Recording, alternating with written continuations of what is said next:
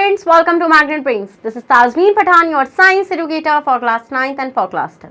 तो जैसे कि मैंने आपको अभी बताया बेटा कि मैं आप लोगों को पढ़ा रही हूँ क्लास 9th और क्लास 10 की साइंस, वो भी फुल कंप्लीट डिटेल्ड कोर्स के साथ, जिसमें मिल रहे हैं बेटा आपको डेली प्रैक्टिस पेपर्स। स्टूडेंट्स, अगर आप लोग सीबीएसई बोर्ड से आते हैं, हम आपको केजी से लेकर क्लास 12 तक की free of cost classes provide कराते हैं। और अगर आप लोग स्टेट बोर्ड से आते हैं, जैसे कि MP board, UP board, Bihar board, Delhi board and Rajasthan board, तो बेटा हम लोग आपको प्रोवाइड करा रहे हैं 6 से लेके क्लास 12 तक की free of cost classes. Students, अगर आपको e books and e notes चाहिए तो उसका लिंक मिल जाएगा नीचे आपको डिस्क्रिप्शन बॉक्स में, जाइए और जाकर ग्रैब कर लीजिए। और आप हमें फॉलो कर सकते हैं through YouTube, Facebook, Instagram, Twitter and WhatsApp.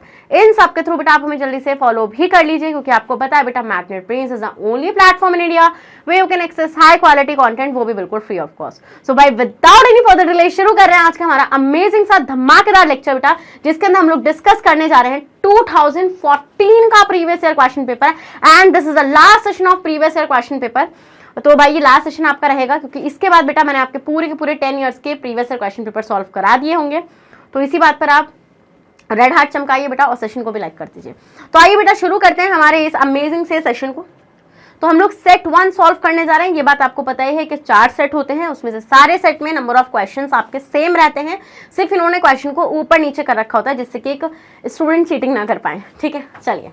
सो वो होता है ना कि आप बैठे होते हैं फर्स्ट बेंच पे एंड एक पर्सन बैठा होता है दूसरी वाली रो के लास्ट बेंच पे, तो वो चीटिंग नहीं कर सकते हैं। बेसिकली उसका सेट नंबर 1 होगा तो आपका 3rd होगा, ऐसे। चलिए, time allow 3 hours for sure.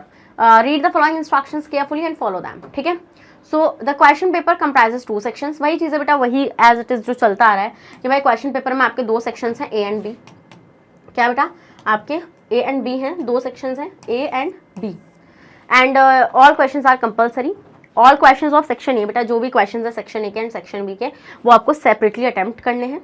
Question number 1 to 3 बेटा, जो 1 to 3 रहेगा वो सेक्शन ए रहेगा एंड वो आपके 1 मार्क क्वेश्चंस रहेंगे and they are to be answered in 1 word और इन अ 1 सेंटेंस। ठीक है। क्वेश्चन नंबर 4 to 7 जो होंगे बेटा, वो आपके 2 मार्क क्वेश्चंस होंगे and you have to answer them in just 30 words. Question number 8 to 19, ठीक है, कितना बेटा, 8 से लेकर 19 तक आपका सेक्शन ए रहेगा एंड 3 मार्क क्वेश्चंस रहेंगे उसमें, they are to be answered in what 50 words each. Next question number 20 to 24, ये सेक्शन ए रहेगा बेटा, ये आपके 5 मार्क क्वेश्चंस रहेंगे, these are to be answered in about 70 words each. ठीक है।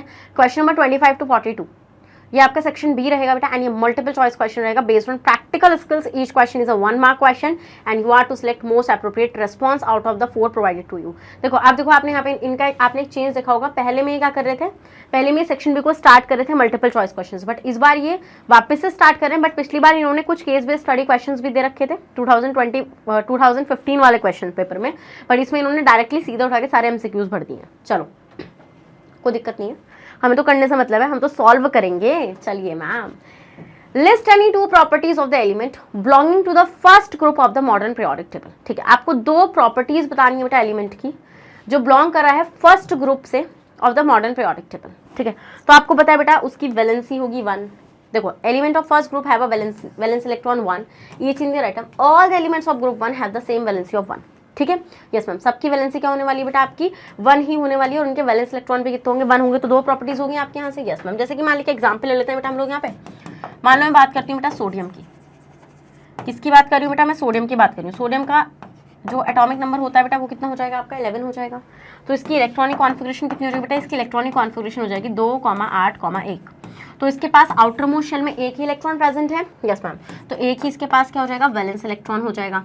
ऐसे बेटा जितने भी होंगे ना ग्रुप 1 के मेंबर, जैसे ये आपका मैंने सोडियम का एग्जांपल लिया, मान लो मैं लिथियम का एग्जांपल लेती हूँ। ठीक है, लिथियम का लूंगी बेटा, तो इसका एटॉमिक नंबर कितना होता है बेटा, इसका एटॉमिक नंबर होता है आपका 3। तो इसकी इलेक्ट्रॉनिक कॉन्फिगरेशन कितनी रहेगी बेटा, आपकी 2, 1। ठीक है, यस मैम, 2, 1 इसकी इलेक्ट्रॉनिक कॉन्फिगरेशन आपकी हो जाएगी। समझ गया ये वाला पॉइंट। तो देखो वैलेंस इलेक्ट्रॉन 1 है। अब आपको पता है बेटा कि ये किसी एटम के साथ अगर कंबाइन करेगा तो सिर्फ ये एक इलेक्ट्रॉन की शेयरिंग या फिर ट्रांसफर कर सकता है। ठीक है, यस मैम, तो हम यहाँ पे क्या देखेंगे बेटा कि भाई इसलिए इसकी वैलेंसी होती है 1 ग्रुप 1 के सब एलिमेंट्स की। You can take a screenshot of this and I hope आपको समझ में आ गया होगा। चलिए, जीन क्या होता है मैम, व्हाट इज जीन? आइए बेटा मैं आपको बताती हूँ। ठीक है, जैसे आपको पता है बेटा सेल, ये है आपकी सेल। ठीक है, इस सेल में क्या होता है बेटा, इस सेल में होता है आपका nucleus, this is a cell and this cell contains nucleus. बेटा इस सेल के अंदर क्या है, इस सेल के अंदर है आपका न्यूक्लियस, और इस न्यूक्लियस के अंदर क्या प्रेजेंट होते हैं बेटा, इस न्यूक्लियस के अंदर आपके क्रोमोसोम्स प्रेजेंट होते हैं। अब अगर मैं क्रोमोसोम को बाहर निकालूंगी बेटा, दिस लाइक दिस, ठीक है, तो इसमें आपके क्या होंगे बेटा, इसमें आपका होता है ऐसे डीएनए। Done, yes ma'am. तो दिस डीएनए, ये जो आपका डीएनए है बेटा, this is the DNA here, ठीक है। तो मान लो डीएनए का, देखो पहले बात मैंने आपको एक बात बोली थी कि जो आपका डीएनए होता है ना बेटा, कभी भी कंप्लीट डीएनए प्रोटीन के लिए कोड नहीं करता, and this is very important thing कि कभी भी आपका कंप्लीट डीएनए जो होता है बेटा वो प्रोटीन के लिए कभी कोड करता ही नहीं है। तो आपके दिमाग में एक चीज आ रही होगी, मैम फिर प्रोटीन के लिए कोड कौन करता है बेटा, हम ये देखेंगे बेटा यहाँ से, ये this small segment of DNA, मान लीजिए ये प्रोटीन के लिए कोड कर रहा है, ठीक है, less than 2% of DNA will code for a protein, ये चीज आपको याद रखनी होगी बेटा। तो आप यहाँ पे ये चीज ऑब्जर्व करेंगे बेटा कि दिस इज द डीएनए। अब आप यहाँ पे क्या देखेंगे बेटा, this will make RNA here, ठीक है, ये जो इतना सेगमेंट है डीएनए का वो क्या बनाएगा बेटा, वो आरएनए का फॉर्मेशन करेगा। यस मैम, ये तो आपका जीन है, ठीक है, and then this RNA will form a complete protein. तो बेसिकली जो आपका जीन होता है बेटा वो किसी ना किसी, किसके लिए बेटा, ये हो गया आपका प्रोटीन। तो जीन जो होते हैं बेटा वो किसके लिए कोड करते हैं, आपके प्रोटीन के लिए कोड करते हैं, जैसे आपका eye colour, hair colour, skin colour, shape of the nose, shape of the chin, shape of the eye, everything बेटा सबके लिए प्रोटीन कोड होता है आपकी बॉडी में। एंड वो जो प्रोटीन का सारा आप बोल सकते हैं कि जो इन्फॉर्मेशन होती है वो एक जीन के पास होती है। समझ गए वाला पॉइंट आप लोग? Yes ma'am. तो this is gene, you can take a screenshot of this. Now as we all know कि आपके दो टाइप के जीन होते हैं, डोमिनेंट एंड रिसेसिव जीन। तो आइए देखने पहले, जीन एक यूनिट होती है बेटा डीएनए की on a chromosome which govern the synthesis of one protein. जो क्या करता है बेटा, जो सिंथेसिस ऑफ प्रोटीन करता है, so that control a specific character. और वो प्रोटीन एक स्पेसिफिक कैरेक्टर को क्या कर रहा होता है, कंट्रोल कर रहा होता है ऑर्गेनिज्म के। 10 genes are actually unit of heredity. जो जीन्स होते हैं बेटा वो एक्चुअली क्या होते हैं, यूनिट होते हैं हेरिडिटी के, which transfer characteristics from parents to their offspring. जो क्या कर रहे होते हैं बेटा, जो कैरेक्टरिस्टिक को ट्रांसफर कर रहे होते हैं बेटा मम्मी पापा से बच्चों में। किससे, मम्मी पापा से बच्चों में। समझ में आया वाला पॉइंट आप लोगों को? यस मैम, ये चीज हमें समझ में आ गई। तो इसी बात पर रेड हार्ट कमेंट करिए बेटा और सेशन को भी लाइक कर दीजिए। चलिए नेक्स्ट आते हैं बेटा question number 3, give one example each from your daily life. ठीक है, आप एक एग्जाम्पल दीजिए बेटा अपनी डेली लाइफ से, where the domestic waste can be effectively reused and recycle. जहाँ पर आप जो डोमेस्टिक वेस्ट मतलब जो आप घर में वेस्ट प्रोड्यूस कर रहे हैं बेटा, आप उसको इफेक्टिवली रीयूज कर रहे हैं या फिर आप उसको रिसाइकल कर रहे हैं। ठीक है, तो हम देखेंगे we should collect the used and discarded items of plastic, paper, glass and metals and send them for recycling to get these items against for use. ठीक है, हमें क्या करना चाहिए बेटा, हमें जो यूज और डिस्कार्डेड आइटम्स होते हैं बेटा, जैसे प्लास्टिक के आइटम्स हो गए, पेपर, ग्लास, मेटल्स, इन सब के जो आइटम्स हो गए बेटा, इनको क्या करना चाहिए, इनको कलेक्ट करना चाहिए और बेटा इनको भेज देना चाहिए, जिससे कि इनको रिसाइकिल मतलब ये रिसाइकिल हो जाए और वापस से आप इनको यूज कर सकें। Paper envelopes can be reversed inside out and used again. Paper envelopes को बेटा आप रिवर्स करके क्या कर सकते हैं, यूज कर सकते हैं वापस से, है ना? Yes ma'am. तो इस तरीके से बेटा आप जो भी आप डोमेस्टिक वेस्ट प्रोड्यूस करते हैं उसको आप रिसाइकल एंड रीयूज कर सकते हैं। डन? Yes ma'am. जैसे आपको पता है आप स्कूल में भी ये काम करते हैं। भाई मैं तो जब अपने स्कूल में थी ना, मैं तो बहुत क्रिएटिव थी। मेरा तो सिंपल सा होता था, घर में जितना भी वेस्ट पड़ा होता था ना, मैं सबको उठाती थी, कुछ ना कुछ क्रिएटिविटी उससे करती थी। स्कूल में मॉडल्स वगैरह होते थे, बहुत सारे एक्टिविटीज़ परफॉर्म होती थी, मैं सब में उन सब एक्टिविटीज़ में रहती थी, एक्टिवली मैं परफॉर्म करती थी सब में, और जितना अच्छा मैं कर सकती थी मैं उतना करती थी। तो ये सब क्या होता है, जैसे मान लीजिए आपके घर में न्यूज़पेपर है, आप उसको रीयूज कर लो किसी ना किसी काम में, उस वेस्ट को मतलब कि उसको वेस्ट क्यों बनने देना है। जैसे कि मान लीजिए मैं पता क्या करती थी, मैंने बहुत कुछ किया, मतलब कि मैं बहुत वो थी। जैसे मैंने एक बार क्या किया था, मैंने न्यूज़पेपर की हेल्प से कुछ फोटो फ्रेम्स बनाए थे। अब आप बोलेंगे मैम कैसे? मैंने क्या किया, मैंने न्यूज़पेपर लिया, देन उसको फोल्ड किया, बहुत पतली पतली ऐसे पाइप्स बना लिए उसके अंदर, उसको आपस में ग्लू से जोड़ दिया एंड देन अल्टीमेटली वहाँ पे उस पर कलर वलर किया। एक हैंडमेड मैंने फोटो फ्रेम्स बनाए थे, जो मेरे स्कूल में जो मेरा मतलब जो बोर्ड होता था ना जिसमें लगती हैं वो सारी चीज़ें, वहाँ पे वो सारी चीज़ें दिखती भी थी कि हम कितनी मेहनत से वो सब काम करते थे। तो आप रीयूज कर सकते हैं बेटा उन सब चीज़ों का। ठीक है, चलिए next, what is the main difference between sperm and egg of a human, what is the importance of this difference. ठीक है, तो बेटा आपको पता है स्पर्म और एग जो है ये आपको पता है दोनों ही गैमीट्स हैं। यस मैम, ये दोनों ही हमारे गैमीट्स हैं बेटा। जो आपका स्पर्म है, ठीक है, स्पर्म एक गैमीट है, ये बात तो हमें पता है, and produced by male, produced by male. बेटा मेल इसको प्रोड्यूस करता है, ठीक है, and it is produced in, कहाँ पर ये प्रोड्यूस होता है बेटा, टेस्टिस में प्रोड्यूस होता है, produce by male in testis, in testis. बेटा हम ये देखते हैं ये आपका मोटाइल होता है। मोटाइल का मतलब क्या होता है बेटा, ये मूव कर सकता है। क्या कर सकता है बेटा, ये आपका मूव करता है। जैसे आपको पता है बेटा स्पर्म का स्ट्रक्चर कुछ ऐसा होता है। कैसा होता है बेटा स्पर्म का स्ट्रक्चर, ये स्पर्म का मूव हो जाएगा, ठीक है, ये उसकी नेक हो जाएगी बेटा, ये उसका मिडिल पार्ट हो जाएगा, then this ultimately is a tail, है ना। Yes ma'am. तो ये आप देखेंगे बेटा, यहाँ पे इस टेल में क्या होता है, फ्लैजिला होता है, ठीक है, इस तरीके से यहाँ पे ये फ्लैजिला होता है बेटा, इट विल यहाँ पे बेटा इस तरीके से कनेक्ट रहता है, ठीक है, एंड अल्टीमेटली बेटा ये इसका न्यूक्लियस हो जाएगा। तो ये से ऐसा मोटाइल होता है, ठीक है, मतलब कि ये अपनी इस फ्लैजिला को, अपनी टेल को ऐसे ऐसे ऐसे ऐसे करके घुमाता है, and it will ultimately reach to the, कहाँ पहुँच जाता है बेटा, ये ओवम के पास पहुँच जाता है, ठीक है। बट अगर मैं अब ओवम की बात करूँगी बेटा, ये तो स्पर्म का हो गया। अब अगर मैं मान लीजिए मैं ओवम की बात करती हूँ बेटा, ओवम, तो ओवम जो होता है बेटा, ये भी एक गैमीट होता है, ठीक है। Yes ma'am. Next, produced by female, बेटा जो फीमेल प्रोड्यूस करती है इसको by ovary, produced by female in ovary, ovary में बेटा ये प्रोड्यूस होता है आपका, ठीक है। और बेटा ये नॉन मोटाइल होता है, ये मूव नहीं कर सकता है, ठीक है, ये मूव नहीं कर सकता, ऐसा होता है बेटा ये आपको कुछ, ठीक है, न्यूक्लियस वगैरह इसका हो जाएगा, एंड ये आपका मोटाइल नहीं होता है, बस आप इतना याद रखो भाई, ठीक है। समझ में आया पॉइंट आप लोगों को, इसमें स्क्रीनशॉट ले लो इसका। अभी ऐसा मतलब जैसा मैंने आपको गोल सा बनाकर दिखा दिया, ये आपका एक सिंपल आप बोल सकते हैं वो एक बेसिक डायग्राम है। अगर मैं आपको डिटेल में उसका सिखाऊंगी तो फिर आप बोलेंगे मैम क्या क्या है भाई इसमें। चलो, so main difference lie in the difference in the sex chromosome of sperm and a egg. The main difference between sperm and egg of a human is that half of the chromosome of a male will have a X chromosome and the half of the will have a Y chromosome. All the eggs of female will have only X chromosome. देखो आपको ये वाला chromosome वाला effect आप देख लीजिए बेटा, जैसे आपके जो स्पर्म्स होते हैं, स्पर्म में एक कुछ हाफ ऑफ द स्पर्म के पास एक्स क्रोमोसोम होता है, हाफ ऑफ द स्पर्म के पास वाई क्रोमोसोम होता है, तो ये क्रोमोसोम में डिफरेंस हो गया।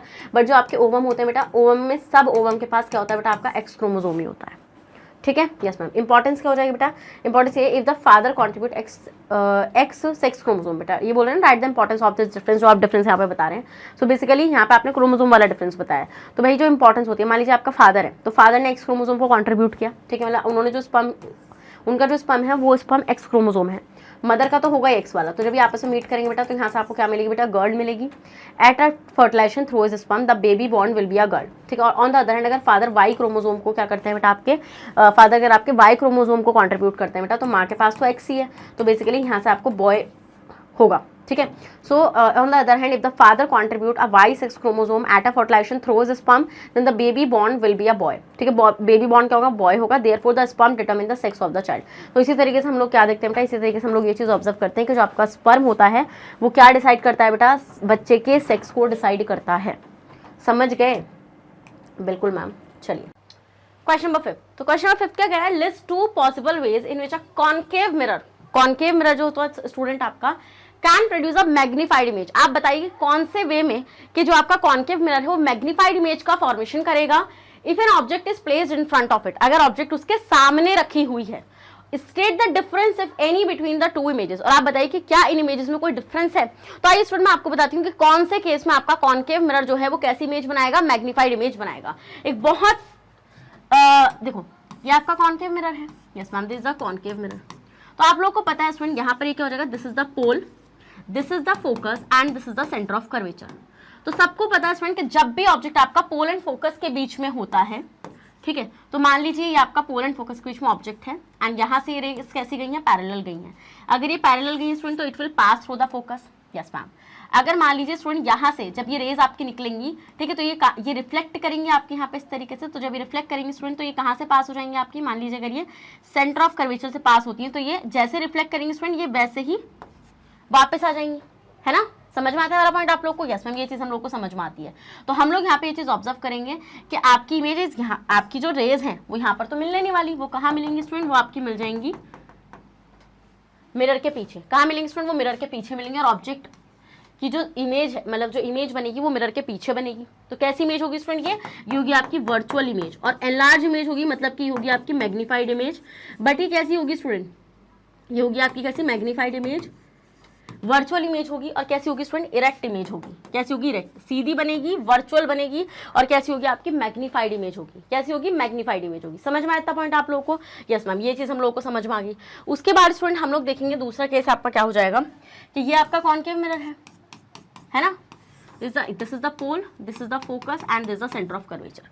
आपका जब ऑब्जेक्ट सेंटर ऑफ कर्वेचर और फोकस के बीच में होगा स्टूडेंट, तो यहाँ से अगर ये पैरेलल जा रही है तो it will pass through the focus, है ना। यस मैम, क्योंकि ये प्रिंसिपल एक्सिस के पैरेलल है, एंड अगर कोई रे पोल से टकराई है तो ultimately it will pass through the मतलब ये उसी एंगल पे वापस आ जाएगी, तो आपकी इमेज कहाँ बनेगी स्टूडेंट, इमेज आपकी बनेगी सेंटर ऑफ कर्वेचर के पीछे, पर इमेज आपकी उल्टी बनेगी। कैसी बनेगी स्टूडेंट, यहाँ पर इमेज आपकी उल्टी बनेगी, इन्वर्टेड इमेज होगी आपकी, और रियल इमेज बनेगी क्योंकि सच में आपकी रेस टकराई हैं, है ना। और कैसी होगी स्टूडेंट, ये मैग्नीफाइड इमेज होगी। तो ये 2 केसेस होंगे स्टूडेंट आपके, क्या होंगे ये आपके 2 केसेस होंगे। डन, स्क्रीनशॉट ले लीजिए आप इसका, जल्दी से ले लिया आप लोगों ने स्क्रीनशॉट। यस मैम, ये हम लोगों ने स्क्रीनशॉट ले लिया। तो देखेंगे स्टूडेंट, आपके concave mirror can produce an erect, Sidhi image बनाएगा, वर्चुअल बनाएगा, जब ऑब्जेक्ट कहाँ पर होगा स्टूडेंट, पोल एंड फोकस के बीच में होगा, है ना। Yes ma'am. केस 2 में कब बनेगा स्टूडेंट आपकी मैग्नीफाइड इमेज आपकी उस टाइम पे इन्वर्टेड बनेगी, मैग्नीफाइड बनेगी, बट रियल इमेज होगी। तो ये डिफरेंसेस हो जाएंगे आपके, ठीक है। और ऑब्जेक्ट कहाँ पर होगा स्टूडेंट आपका, फोकस और सेंटर ऑफ कर्वेचर के बीच में होगा। आगे समझ में वाला पॉइंट आप लोग को, यस मैम, इतना पॉइंट हमें समझ में आ चुका है, तो हम लोग आगे बढ़ जाते हैं। चलिए यस मैम, 2 नंबर का था बेटा, इतना आसानी से तो नंबर मिलेंगे नहीं।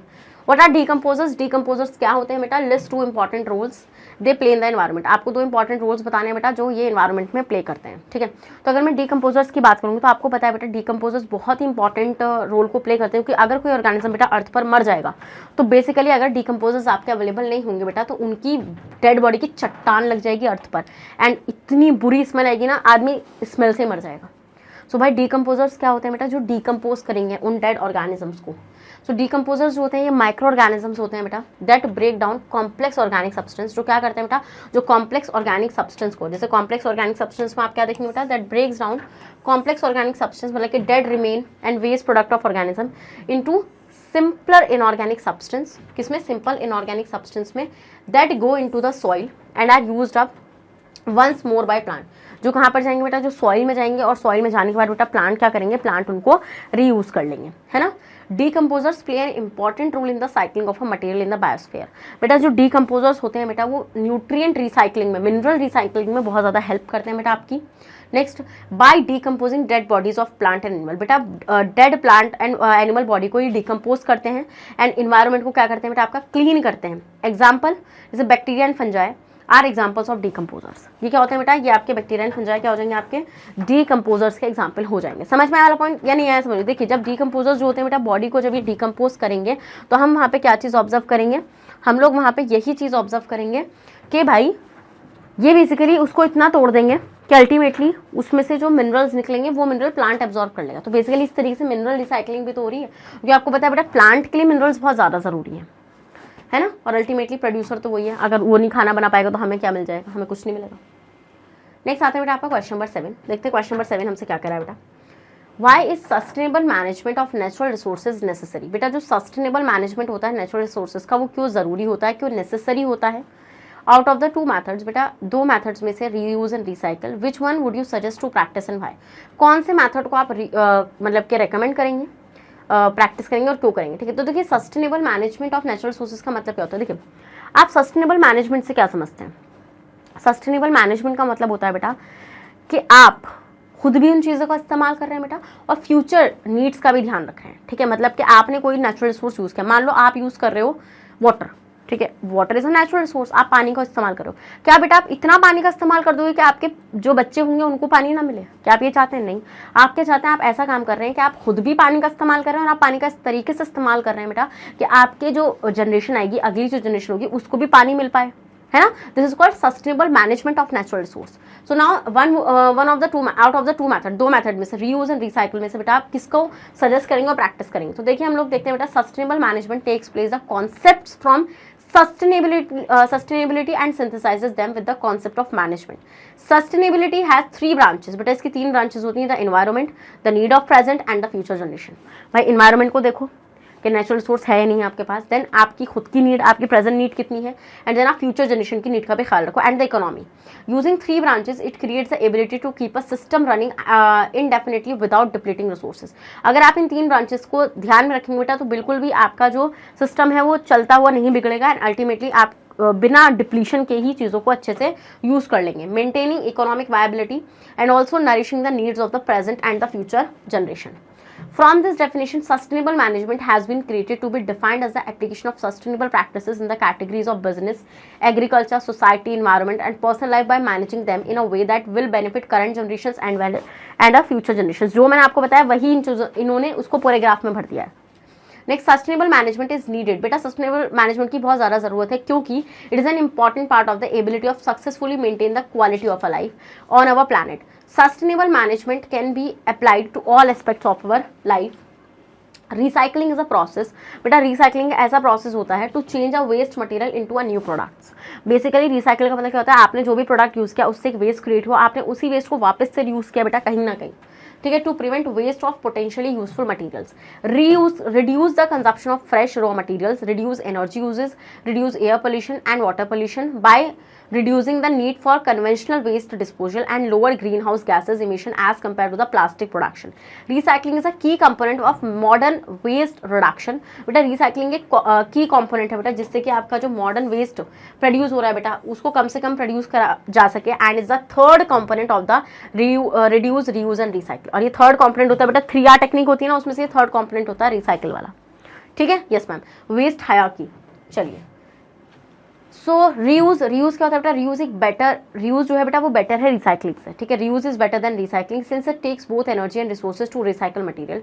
तो बेटा हमें जब आप किसी मटेरियल को रिसाइकल करते हो तो उसके लिए टाइम भी लगता है ना, और उसके लिए बेटा क्या एनर्जी भी लगती है। Moreover there are few recyclable materials, और ज़्यादातर कम ही रिसाइकेबल मटेरियल्स होते हैं।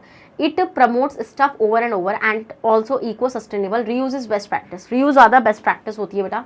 We only use stuff again and again in the reuse technique. हम लोग क्या कर सकते हैं बेटा, सेम स्टफ को बार बार यूज कर सकते हैं रीयूज टेक्निक के अंदर।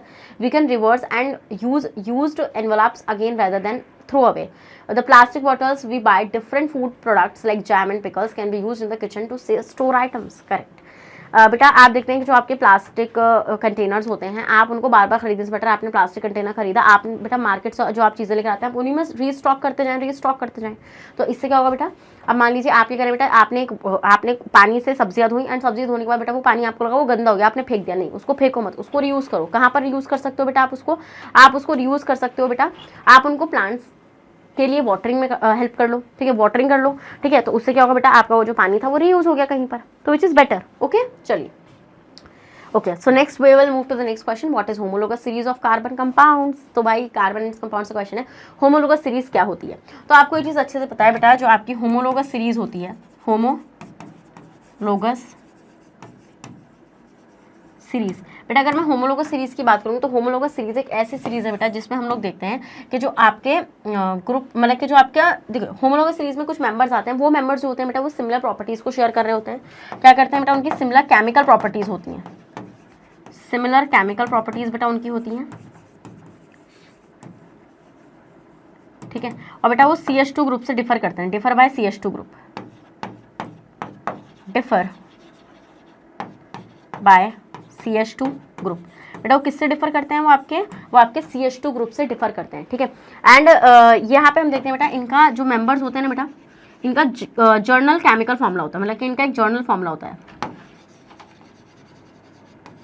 जर्नल फॉर्मूला इनका होता है, ठीक है। जैसे अगर हम लोग यहाँ पे देखेंगे बेटा क्या, अगर हम लोग यहाँ पे देखेंगे homologous series of alkene, homologous series of alkene, ठीक है। अगर मैं यहाँ पे देखूंगी बेटा होमोलोगस सीरीज ऑफ एल्केन में, तो आप देखेंगे बेटा होमोलोगस सीरीज ऑफ एल्केन में जो मेंबर होंगे वो होंगे आपके मीथेन, ईथेन, प्रोपेन, ठीक है, यस मैम। आपको बता बेटा मीथेन का फॉर्मूला क्या हो जाएगा CH4, ईथेन का हो जाएगा C2H6, प्रोपेन का हो जाएगा C3H8। आप बेटा अगर इनको ध्यान से देखेंगे ना तो CH4 एंड C2H6 में अगर आप देखेंगे बेटा यहाँ पे CH2 ग्रुप का डिफरेंस आएगा, यहाँ पे एक कार्बन है, यहाँ पे 2 कार्बन है विच इज 1 कार्बन, यहाँ पे आप देखेंगे बेटा आपके 4 हाइड्रोजन है, यहाँ पे 6 हाइड्रोजन है विच इज CH2। तो डिफरेंस कितना है CH2 ग्रुप का है बेटा। इनका जर्नल फॉर्मूला क्या होता है, इनका जर्नल फॉर्मूला होता है CnH2n+2, ठीक है, विच इज बेसिकली आप देखेंगे बेटा यहाँ पे आप देखेंगे आप n की वैल्यू डालते चल जाओ, जैसे मान लो मैं यहाँ पे 1 डाल रही हूँ तो C1H2 × 1+2 which is basically CH4। अगर बेटा मैं यहाँ पे 2 डालूंगी तो विच इज C2H2 × 2+2 तो विच इज बेसिकली C2H6, ठीक है, यस मैम। और बेटा इनके सिमिलर केमिकल प्रॉपर्टीज होंगी, जैसे कि मान लीजिए अगर आप इनका कंबशन करेंगे तो ये सारे के सारे प्रोड्यूस करेंगे CO2, water and heat and light को। फिर बेटा they share a different physical properties because of the molecular mass increases, molecular mass बेटा बढ़ रहा है तो इसलिए इनकी फिजिकल प्रॉपर्टीज चेंज हो जाती है। समझ के वाला पॉइंट आप लोग की होमोलोगस सीरीज क्या होती है, यस मैम, होमोलोगस सीरीज हमें समझ में आ गई। तो बेटा इसी बात पे इसका स्क्रीनशॉट ले लो यार, फिर हम लोग नेक्स्ट करते हैं, नेक्स्ट देखते हैं नेक्स्ट क्या पूछ रहा है क्वेश्चन के अंदर। So student right the molecular formula of 2 consecutive members of homologous series of aldehyde. ठीक है, चलिए ये क्या बोल रहे हैं बेटा, ये हमसे बोल रहे हैं कि आपको 2 कॉन्जिक्यूटिव मेंबर बताने होमोलोगस सीरीज ऑफ एल्डिहाइड के। State which part of these compound determine their physical and chemical properties. ठीक है, तो एल्डिहाइड के लिए बेटा आपका क्या हो जाएगा, आपका पहला मेंबर हो जाएगा मीथेनल, दूसरा मेंबर हो जाएगा बेटा आपका क्या, इथेनल। Yes ma'am. तो होमोलोगस सीरीज क्या होती है बेटा, a series of carbon compounds in which the same functional group substitute for hydrogen on a carbon chain is called homologous series. जहां पर आपका सेम फंक्शनल ग्रुप वाले मेंबर रहेंगे बेटा, जैसे आपके यहाँ पे एल्डिहाइड लिया इन्होंने, तो विच इज मीथेनल, जहां पे सब में CHO ग्रुप होगा बेटा, सब में CHO ग्रुप होगा ना आपके यहाँ पे HCHO। ठीक है, CH3 CHO, CH3 CH2 CHO, तो which is methanal, ethanal, propanal. समझ गए? Yes ma'am.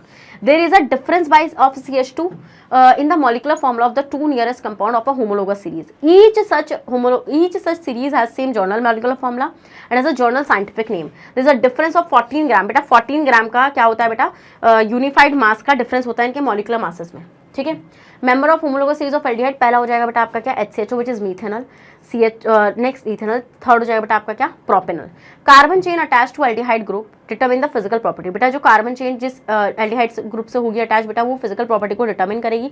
आप देख रहे हैं बेटा यहाँ पर आपका ये चीज मॉलिकुलर मास बढ़ता चला जा रहा है आपका। फंक्शनल ग्रुप जो है attach to all aldehyde which is CHO determine the chemical property. और फंक्शनल ग्रुप जो है ना बेटा इसमें CHO, वो क्या डिटरमिन कर रहा है बेटा, वो केमिकल प्रॉपर्टी को डिटरमिन कर रहा है। Done? Yes ma'am. Okay, next आते हैं बेटा आपका क्वेश्चन नंबर 9। मजेदार क्वेश्चन था बेटा ये हमारा। नेक्स्ट 9th क्वेश्चन बेटा, एक कार्बोक्सिलिक एसिड है बेटा जिसका मॉलिकुलर फॉर्मूला है C2H4O2। बताना जरा कौन है ये। हाँ जी, 2 कार्बन का कार्बोक्सिलिक एसिड है बेटा ये, CH3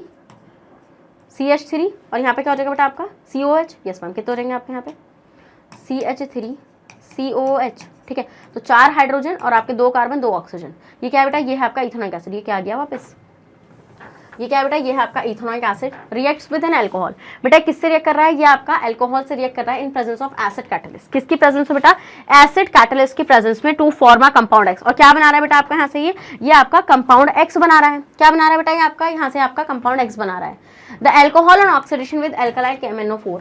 बेटा जो अल्कोहल है जब उसका आप ऑक्सीडेशन कर रहे हो अल्कलाइन KMnO4 के प्रेजेंस में, by acidification gives the same carboxylic acid C2H4O2। Write the name and structure of. ठीक है, सो आपको सब चीज़ों के नाम वाम लिखने हैं, carboxylic acid, alcohol and the compound. ठीक है, तो आपको पता है बेटा ये कार्बोक्सिलिक एसिड कौन सा है, ये है आपका कार्बोक्सिलिक एसिड इथेनॉइक एसिड। ठीक है, यस मैम, इथेनॉइक एसिड है बेटा। तो अब ये क्या बोल रहा है, रिएक्ट विद अल्कोहल, अल्कोहल की रिएक्ट कार्बोक्सिलिक से रिएक्ट विद अल्कोहल, अल्कोहल से रिएक्ट कर रहा है बेटा। ठीक है, और आपको कंपाउंड X दे रहा है। तो आपको पता है बेटा यहाँ पे क्या है आपका, ये इथेनॉइक एसिड है विच इज CH3 COH। किससे रिएक्शन कर रहा है बेटा, अल्कोहल से रिएक्शन कर रहा है, मान लो C2H5OH। ठीक है, तो आपको क्या दे रहा है बेटा यहाँ पे, इन presence of acid catalyst. Acid catalyst क्या हो जाएगा बेटा, कॉन्सेंट्रेटेड H2SO4, जो यहाँ से एज कैटलिस्ट की तरह एक्ट करेगा बेटा और डिहाइड्रेटिंग एजेंट की तरह एक्ट करेगा। तो आपको मिलेगा ऐसे वाटर लूज हो जाएगा, H इसमें से OH इसमें से, which is CH3 COO C2H5 और साथ में वाटर अलग। तो ये आपको मिल जाएगा बेटा ester. This is compound X। अब ये बोल रहे हैं बेटा the alcohol on oxidation with alkaline KMnO4। जब आप अल्कोहल का ऑक्सीडेशन कर रहे हो, मतलब जो आपका C2H5OH है बेटा, जब आप उसका ऑक्सीडेशन कर रहे हो बेटा इन प्रेजेंस ऑफ अल्कलाइन KMnO4, तो बेटा आपको पता है बेटा अल्कलाइन KMnO4 यहाँ पे कैसे एक्ट करेगा, ऑक्सीडाइजिंग एजेंट की तरह एक्ट करेगा। किसकी तरह एक्ट करेगा, ऑक्सीडाइजिंग एजेंट की तरह एक्ट करेगा। और ये इसमें ऑक्सीजन को ऐड करा के यहाँ से क्या देगा आपको, CH3 COH। बेसिकली यहाँ पे अल्कोहल से आपको क्या मिल जाएगा बेटा, एसिड मिल जाएगा। ठीक है, चलो पहले आप इतने का स्क्रीनशॉट ले लो जल्दी से बेटा, इतने का स्क्रीनशॉट लो। लिया आपने इतने का स्क्रीनशॉट या नहीं लिया, जल्दी बताओ, लिया कि नहीं लिया, ले लिया ना। ठीक है, नेक्स्ट आते हैं बेटा आपका यहाँ पे। तो आप देखेंगे बेटा ethanol on oxidation with alkaline KMnO4 gives ethanol acid which is ethanoic acid. ठीक है, not a ethanol acid, it's a ethanoic acid. आपको इथेनॉइक एसिड मिल जाएगा। तो ये क्या होता है बेटा, ये आपका होता है CH3 COH। इसका फॉर्मूला आप देखेंगे तो COOH और यहाँ पर आएगा आपका CH3।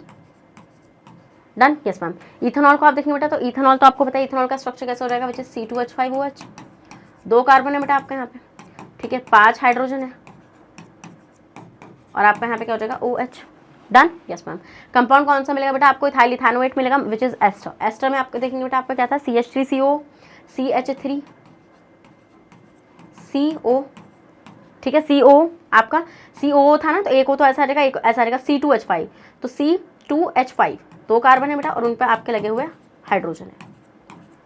जैसे इथाइल इथेनोएट क्या हो जाएगा बेटा, ये आपका इथाइल इथेनोएट हो जाएगा। स्क्रीनशॉट ले लो, ले लिया स्क्रीनशॉट। चलो भाई start next question. So 10th question, the electron of the atoms in the atom of 4 element A, B, C, D are distributed in 3 shells having 1, 3, 5, 7 electrons in the outermost shell. Okay.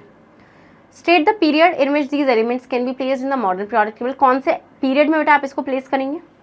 Electronic configuration बताइए बेटा atom की A and D की, and the molecular formula of the compound formed when A and D combine. ध्यान से देखो, पहले क्या चीज़ ध्यान से देखोगे, आपको यहाँ पे 4 एलिमेंट्स के the electron in the atoms of the 4 element, तो एलिमेंट क्या है A, B, C, D, then are distributed in 3 shells, 3 shells में डिस्ट्रीब्यूट हुए हैं बेटा आपके यहाँ पे ये first, third, fifth and seventh electron in the outermost shell. ठीक है, इनकी शेल्स में बेटा जो इनकी शेल है तो इनके पास आउटर मोस्ट शेल में इलेक्ट्रॉन कितने हैं? आउटर मोस्ट शेल इलेक्ट्रॉन्स, इसको हम लोग वैलेंस इलेक्ट्रॉन भी बोलते हैं, इसको हम लोग वैलेंस इलेक्ट्रॉन भी बोलते हैं बेटा। तो ये आपके हो जाएंगे 1, 3, 5, 7, done. State the period in which these elements can be placed in the modern periodic table. Write the electronic configuration of the atom of the A and D. A and D की electronic configuration बेटा आपको बतानी है। ठीक है, तो electronic configuration क्या हो जाएगी बेटा आपकी एटम A and D की। तो देखिए A and D आपके आउटर मोस्ट शेल में बेटा कितने, और यहाँ पे आप देखेंगे 3 शेल्स हैं, शेल्स भी 3 हैं। यस मैम, तो 3 शेल हैं, तो 3 शेल आपकी कौन सी रहेंगी? K शेल, अरे यार रुको, K शेल, ये वाली K shell, L shell, M shell. M shell के आउटर मोस्ट में 1 इलेक्ट्रॉन है, तो अंदर वाले में 8 होंगे, 1, 2, 3, 4, 5, 6, 7, 8, एंड आपका यहाँ पे कितने रहेंगे? 2 रहेंगे। ठीक है, तो 2, 8, 1, तो इसकी इलेक्ट्रॉनिक कॉन्फ़िगरेशन कितनी हो जाएगी बेटा आपकी? ए वाले की इलेक्ट्रॉनिक कॉन्फ़िगरेशन आपकी हो जाएगी 2, 8, 1। कौन है? 3 शेल है भाई इसमें। अब बता दो पीरियड कौन सा, आप तो खुद बताओगे, इसलिए तो मैंने जानबूझ के नहीं बताया शुरू में। ठीक है, ए हो गया आपका, फिर डी वाले का भी बताना था बेटा आपका यहाँ पे, है ना। डी वाले में आप देखेंगे बेटा इसके आउटर मोस्ट में कितने इलेक्ट्रॉन है? 7। तो आपको पता है बेटा अगर आउटर मोस्ट में अगर 7 इलेक्ट्रॉन है तो वही चीज़ है, 3 शेल्स हैं, तो आउटर मोस्ट में 7 है, 1, 2, 3, 4, 5, 6, 7, तो अंदर वाले में 8 रहेंगे, 1, 2, 3, 4, 5, 6, 7, 8, और उससे अंदर वाले में 2 रहेंगे। तो विच इज़ बेसिकली इसकी इलेक्ट्रॉनिक कॉन्फ़िगरेशन कितनी हो जाएगी? 2, 8, 7। Done ma'am, done, yes ma'am, बिल्कुल डन। ठीक है, अब बेटा ये बोल रहे हैं आपसे यहाँ पे क्या, आप मॉलिक्यूलर फॉर्मूला बताइए जब आपका ए और डी कंबाइन करेंगे। पहले आप इतने का स्क्रीनशॉट लो जरा। ठीक है, चलो अब आप ये चीज़ ऑब्जर्व करो बेटा, आपने क्या चीज़ ऑब्जर्व करी कि भाई ए वाले की जो इलेक्ट्रॉनिक कॉन्फ़िगरेशन थी वो थी आपकी 2, 8, 1, और डी वाले की थी 2, 8, 7। तो बेटा आप देख रहे हैं इसके पास 1 इलेक्ट्रॉन एक्स्ट्रा है, इसके पास 1 इलेक्ट्रॉन की कमी है, तो भाई ये क्या करेगा, ये अपने 1 इलेक्ट्रॉन को दे देगा, तो इसकी वैलेंसी भी 1, इसकी वैलेंसी भी 1, है ना। ए की वैलेंसी भी बेटा कितनी हो जाएगी? ए की वैलेंसी भी 1 और डी की वैलेंसी भी 1, तो ये आपस में क्रॉस जब होगा बेटा तो आपको कंपाउंड मिलेगा एडी। तो मॉलिक्यूलर फॉर्मूला क्या हो जाएगा बेटा? मॉलिक्यूलर फॉर्मूला हो जाएगा एडी, है ना। ये इलेक्ट्रॉन लेगा तो इसकी 1 माइनस, ये इलेक्ट्रॉन देगा तो ये 1 प्लस। स्क्रीनशॉट लो पहले। तो हम यहाँ पे क्या देखेंगे बेटा, आपका यहाँ पे एलिमेंट्स आपको गिवन है, एटॉमिक नंबर आप देखो यहाँ पे इजीली पता लगा ही सकते हो, क्योंकि नंबर ऑफ इलेक्ट्रॉन के इक्वली होता है बेटा एटॉमिक नंबर आपका यहाँ पे। जैसे 2, 8, 1, 11 हो जाएगा। ठीक है, 2, 8, 3, 13, 2, 8, 5, 15, 2, 8, 7, 17। फिर all the elements belong to third period, तो सारे के सारे थर्ड पीरियड से बिलोंग करेंगे, क्योंकि यहाँ पे 3 शेल्स हैं। सिंपल सी बात है बेटा, एलिमेंट एक ही इलेक्ट्रॉनिक कॉन्फ़िगरेशन 281 हो जाएगी, तो इसके पास वैलेंस इलेक्ट्रॉन रहेगा 1 और इसकी वैलेंसी भी रहेगी आपकी 1। एलिमेंट डी की इलेक्ट्रॉनिक कॉन्फ़िगरेशन हो जाएगी 287, इसका वैलेंस इलेक्ट्रॉन है 7 और इसकी वैलेंसी है 1। दोनों का मॉलिक्यूलर फॉर्मूला कितना निकल कर आएगा बेटा? एडी आएगा। इजी पीजी, इजी पीजी ना। यस मैम, चलिए ओके, क्वेश्चन नंबर 11 को देखते हैं। स्टडी द फॉलोइंग टेबल, बेटा इस टेबल को स्टडी करना है, in which positions of 6 element A B C D E and F are shown. Okay, यहाँ पे पोजिशन आप देख रहे हैं, तो आप देख रहे हैं बेटा पीरियड सेकंड में है आपका ये ए, थर्ड में डी एंड ई है, सेकंड वाले में बी है और सी है, और एफ आपका थर्ड में है। Next, on the basis of the above table, इस टेबल के बेसिस पर आपको कुछ आंसर्स देने हैं। चलिए देखते हैं। Name the element which form only covalent compound. ठीक है, कौन सा एलिमेंट है बेटा जो सिर्फ और सिर्फ आपको कोवेलेंट कंपाउंड का फॉर्मेशन करेगा? तो आपको पता है बेटा सिर्फ और सिर्फ कोवेलेंट कंपाउंड का फॉर्मेशन ये तो वही करेगा बेटा जिसके पास आपके आउटर मोस्ट में 4 इलेक्ट्रॉन होंगे, क्योंकि ना तो वो इलेक्ट्रॉन दे सकता ना वो इलेक्ट्रॉन ले सकता। बिल्कुल मैम, तो आप देखेंगे बेटा यहाँ पे आपका A D E B C F. ठीक है, तो यस मैम, तो हम लोग यहाँ पे देखेंगे बेटा वो है तो आपका नॉन मेटल ही, तो वो कौन हो जाएगा बेटा आपका ई। कौन हो जाएगा बेटा? वो आपका हो जाएगा ई। डन, यस मैम, ई हो जाएगा बेटा आपका यहाँ पे। ये आपका थर्ड उसमें है, थर्ड पीरियड में है बेटा आपका यहाँ पे, और ये ग्रुप नंबर 14 से आता है। तो ग्रुप नंबर 14 से आता है इसकी, तो आउटर मोस्ट शेल में कितने इलेक्ट्रॉन रहेंगे? 4 रहेंगे। ऑब्वियस सी बात है ना। आप देखो ना, आप देखो यहाँ पे ध्यान से, मैंने क्या बोला, जिसके आउटर मोस्ट में 4 इलेक्ट्रॉन रहेंगे, जैसे कार्बन के हो गए, है ना, यस मैम, सिलिकॉन के हो गए। चलो, सो ये आ गया आपको समझ में। ठीक है मैम। नेक्स्ट आते हैं बेटा आपके यहाँ पे name the element which is a metal with a valency 3। कौन सा मेटल है बेटा इसकी वैलेंसी 3? अब आप देखो बेटा जो ग्रुप नंबर 13 से होगा, तो ग्रुप नंबर 13 से बेटा इसकी वैलेंसी क्या हो जाएगी बेटा? 3 हो जाएगी। देखो कैसे, यहाँ पे आपका एलिमेंट कौन सा आ रहा है? डी आ रहा है, तो आंसर क्या हो जाएगा? डी। देखो बेटा मान लीजिए मैं यहाँ पे एग्जाम्पल लेती हूँ आपका ग्रुप नंबर डी से, बेगम अली गए इंडिया थाईलैंड आने, तो मान लीजिए एल्यूमिनियम का ले लूँ मैं, ठीक है। तो इसकी वैलेंसी 3 मतलब कि इसको 3 वैलेंसी, इसकी 3 वैलेंसी मतलब कि 3 किसको कंबाइन करके ही स्टेबल होगा, ठीक है। मतलब कि इसके आउटर मोस्ट में आप देख ही पा रहे हैं यहाँ पे। नेक्स्ट आएंगे बेटा आपका कितना, नेक्स्ट आपका कितना, नेक्स्ट आपका name the element which is non metal with a valency 3। कौन सा नॉन मेटल बेटा जिसकी वैलेंसी 3 है? नॉन मेटल जिसकी वैलेंसी 3 है, ठीक है। तो आप देखेंगे बेटा आपका यहाँ पे, तो अगर मैं आपको इसमें यहाँ पे बताऊँ बेटा, जैसे आप इसको देखो 15 वाले को देखो, ठीक है, तो मतलब इसके आउटर मोस्ट में 5 इलेक्ट्रॉन होंगे। आउटर मोस्ट में कितने होंगे बेटा? इसके पास 5 इलेक्ट्रॉन होंगे। तो मतलब आपका आंसर क्या हो जाएगा बेटा? यहाँ पे आपका आंसर हो जाएगा बी, क्योंकि बेटा इसके आउटर मोस्ट में 5 इलेक्ट्रॉन रहेंगे। तो मान लो 2 8 5, ठीक है। तो मतलब इसको कितने इलेक्ट्रॉन्स की जरूरत है? 3 इलेक्ट्रॉन्स की और जरूरत है या नहीं है? बिल्कुल मैम है। यहाँ पे ये फॉस्फोरस है आपका, इसको 3 इलेक्ट्रॉन और मिल जाएंगे बेटा, तो ये स्टेबल हो जाएगा, 2 8 8 हो जाएंगे इसके पास। तो ये आपका एक नॉन मेटल है। क्या है बेटा? ये आपका एक नॉन मेटल है। बट ये आपका यहाँ पे मान लीजिए मैं आपका एग्जाम्पल लेके बताया था, ठीक है। अब बेटा ये सेकंड पीरियड में है, तो ये नाना पाटेकर है, मतलब कि ये नाइट्रोजन है, ठीक है, विच इज 7, तो 2,5 डन। चलो तो नेक्स्ट आ जाते हैं बेटा आपका यहाँ पे out of D and E which is bigger in size and why. ये बोल रहे हैं डी एंड ई में से कौन सा साइज में बिगर है और क्यों है। देखो अब आप डी एंड ई में देखो बेटा, तो ये सेम पीरियड में है ना? यस मैम, ये सेम पीरियड में है क्योंकि ये 3rd पीरियड के मेंबर है। बट हम लोग देख रहे हैं बेटा यहाँ पे कि डी आपका 13 ग्रुप से आ रहा है बेटा, 14 से आपका आ रहा है ई, तो डी आपका बिगर होगा साइज में, because as you move from left to right बेटा, जब हम लेफ्ट टू राइट जाते हैं तो साइज जो होता है एटम का वो डिक्रीज होता है। क्या? As positive charge increases but the number of shell remains same बेटा, नंबर ऑफ जो शेल है वो सेम है, thus the electron are pulled in more close to the nucleus. तो जो आपके इलेक्ट्रॉन होंगे बेटा वो न्यूक्लियस के काफी क्लोज होंगे। डन। नेक्स्ट हम लोग देखेंगे बेटा यहाँ पे आपका write the common name for the family to which the element C and F belong. बेटा जो एलिमेंट सी एंड एफ जिससे बिलोंग कर रहे हैं आप उसकी फैमिली का नाम बताइए बेटा। तो ये ग्रुप नंबर 18 में है, तो ये आपकी नोबल गैस फैमिली हो जाएगी, तो जाएंगे आपके नोबल गैसेस। ईजी क्वेश्चन था बेटा, ठीक है। चलो नेक्स्ट आता है बेटा आपको explain the process of regeneration in Planaria. Planaria में आपको रीजनरेशन का प्रोसेस बताना है। How is this process different from reproduction. किस तरीके से बेटा ये प्रोसेस जो होता है रिप्रोडक्शन से अलग होता है बेटा, क्योंकि इसमें मुंडी कट गई तो नया प्लानेरिया बन जाएगा। बताओ यार, हाँ ऐसा कभी हो जाए मेरे साथ कि मेरी यहाँ से गर्दन कट जाए और 2 गर्दन निकल के आ जाए, विच इज नॉट पॉसिबल। तो हम देखते हैं बेटा आपका यहाँ पे, ये है आपका Planaria, this is what, this is Planaria here.